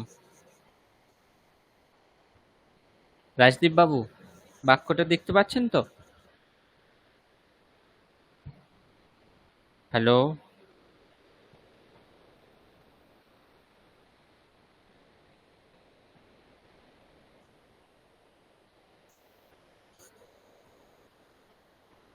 শুনতে পাচ্ছেন আমার কথা? রাজদীপ বাবু, পঙ্কজ বাবু শুনতে পাচ্ছেন? হ্যাঁ স্যার। হ্যাঁ, এই বাক্যটা করুন, তাহলে কি হবে? ভক্ত মঠে যাচ্ছে। ভক্তঃ মঠম গচ্ছতি। হুম। তারপর ভক্ত শ্রী ভক্তঃ রামকৃষ্ণ। ভক্তঃ শ্রীরামকৃষ্ণম দৃষ্টুম মঠম গচ্ছতি। দৃষ্টুম নয়, দ্রষ্টুম। কি? দ্রষ্টুম। হুম। দ্রষ্টুম দ্রষ্টুম। মঠং গচ্ছতি। হুম।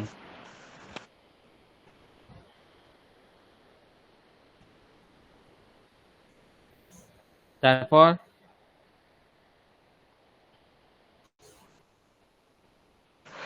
ভক্তঃ স্মৃত্বা রামকৃষ্ণম দ্রষ্টুম মঠম গচ্ছতি।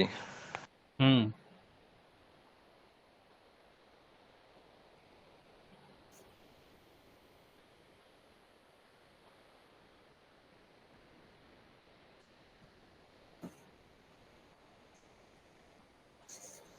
তারপর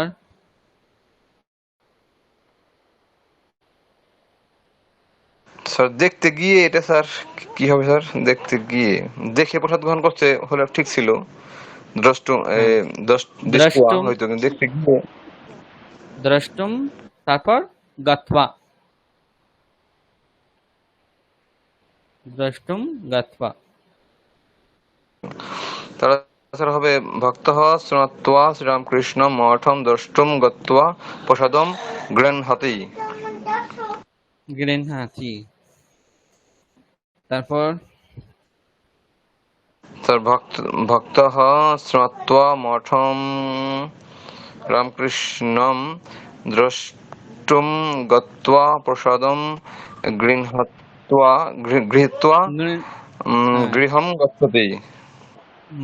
গৃহম গচ্ছতি। ভক্তः স্নাত্वा শ্রীরামকৃষ্ণম দ্রষ্টুম মঠম গত্वा প্রসাদম গৃহীত্वा গৃহম গচ্ছতি। ঠিক আছে? বুঝতে পেরেছেন এটা?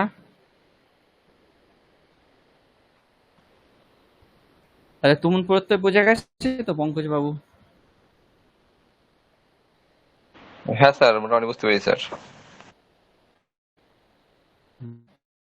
বিশেষ কিছু কঠিন ছিল না এখানে। তাহলে আজকে আমি এখানে কোন তিনটে বাক্য আর হচ্ছে আর তিন নিয়ে লিখবেন। বাক্য হবে ছটা বাক্য। ঠিক আছে? সেই ছটা বাক্য করবেন, অনুবাদ করবেন, করে আমাকে বৃহস্পতিবার ক্লাসের আগে পাঠাবেন। ঠিক আছে? বৃহস্পতিবার ক্লাসের আগে পাঠাবেন। বুঝতে পেরেছেন? তোমন প্রত্যয়ের না স্যার। যে আহ, এখানে তোমনের যে আছে, ঠিক আছে, এই বাক্য দেওয়া আছে, আর তিনটে স্যার বাক্য। স্যার স্যার কথা বলতে আসছে না কিছু। আমার নেট প্রবলেম, আপনার নেট প্রবলেম বুঝতে পারছি না স্যার। আপনার কথাগুলো আসছে না।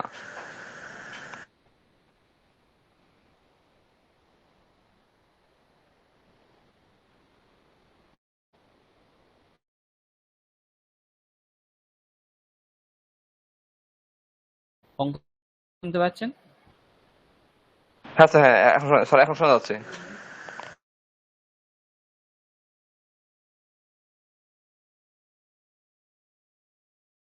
স্যার কি বলেছেন স্যার তখন? স্যার বুঝতে পারিনি স্যার, তখন কি বলেছেন? তিনটে বাক্য না কি বললেন স্যার? বুঝতে পারিনি। হ্যাঁ, আমি বললাম এখানে যেই তিনটে বাক্য দেখতে পাচ্ছেন আপনি স্ক্রিনে,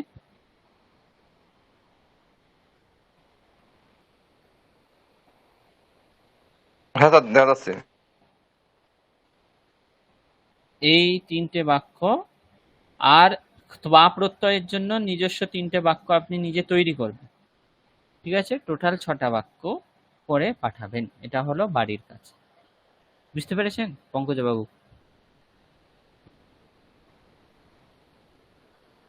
হ্যাঁ স্যার, এবার বুঝতে পেরেছি। ঠিক আছে। আর আজকে যেগুলো বলা হলো সেগুলো থেকে যদি কিছু প্রশ্ন থাকে তাহলে বলতে পারেন। রাজদীপ বাবু এসেছেন। আচ্ছা রাজদীপ বাবু, তুমন না স্যার, প্রত্যয়ের আজকে জন্য তুমন প্রত্যয়ে যে শেষে 3টে বাক্য আছে অভ্যাস কাজে, সেই 3টে বাক্য, আর ত্বা প্রত্যয়ের জন্য নিজস্ব 3টে বাক্য আপনি নিজে ভাববেন, ভেবে তৈরি করবেন। টোটাল 6টা বাক্য হলো বাড়ির কাজ। ঠিক আছে, আমি ত্বা আর তুমনের স্টাডি মেটেরিয়ালটা একটু পর গ্রুপে দিয়ে দিচ্ছি। এখনো যেহেতু আমি গ্রুপে মেসেজ করতে পারছি না, ঠিক আছে, ওটা ঠিক হলে আমি গ্রুপে একবার পাঠাবো। আর যদি আজকে কালের মধ্যে না পাঠায় অবশ্যই একবার মনে করাবেন। আমি গ্রুপে মেসেজ করলে মেসেজ যাচ্ছে না গ্রুপে, এটা হচ্ছে সমস্যা। ঠিক আছে, তো যদি যায় আমি তখন তাহলে স্যার এক্ষুনি নেটওয়ার্কে পাঠিয়ে একটু দিচ্ছি। সমস্যা ছিল বলে বেরিয়ে যেতে হয়েছে, তখন একটু নেটওয়ার্কটা প্রবলেম করছিল। আচ্ছা আচ্ছা, ঠিক আছে, এখন শুনতে পাচ্ছেন তো? হ্যাঁ হ্যাঁ হ্যাঁ হ্যাঁ। হ্যাঁ, তাহলে তুমন প্রত্যয়ের একদম শেষে যে 3টে বাক্য আছে শেষ স্লাইডে, আর ত্বা প্রত্যয়ের নিজস্ব যে কোনো 3টে বাক্য আপনি নিজের মতো ভাববেন, ভেবে সেগুলোর অনুবাদ করে আমাকে বৃহস্পতিবারের আগে পাঠাবেন। ঠিক আছে, এটা হলো বাড়ির কাজ। এরপর যদি আপনার আজকের ক্লাস থেকে কিছু প্রশ্ন থাকে তাহলে করতে পারেন। স্যার না আজকে স্যার, ক্লাসে ঠিক না আছে, স্যার, আমার থেকে স্যার এর আপনাদের আগে কোনো একটা অর্ডার নেই। বিষয় ছিল, বলবো স্যার? হ্যাঁ বলুন। স্যার ওই যে 10টি লকারের বিষয়টা বলছিলেন, যেগুলো মুখস্থ করার জন্য একটা ট্রিক্স শেখাবেন বা কৌশল বলে দিবেন, ওইটা স্যার ও হ্যাঁ হ্যাঁ, দেওয়া ওটা হয়নি, বা ওটা শেখাবো। আত্মনেপদ পদ পরস্ময় পদ বলে আপনাদের একটা ক্লাস হবে, ওটা যখন শেখাবো তখন দেখাবো। ঠিক আছে। ঠিক আছে স্যার। হ্যাঁ, রাজদীপ বাবু আপনার কিছু প্রশ্ন কিংবা জিজ্ঞাসা? না স্যার, না স্যার, আমার কোনো জিজ্ঞাসা নেই, বুঝেছি ঠিক আছে। ঠিক আছে, ঠিক আছে, তাহলে আজকের ক্লাস আমি সেখানেই শেষ করছি। আর গ্রুপে যদি না পাঠায় আর একবার একটু মনে করাবেন। ঠিক আছে, নমস্কার সকলকে, ধন্যবাদ, শুভরাত্রি। নমস্কার স্যার, শুভরাত্রি। ধন্যবাদ স্যার।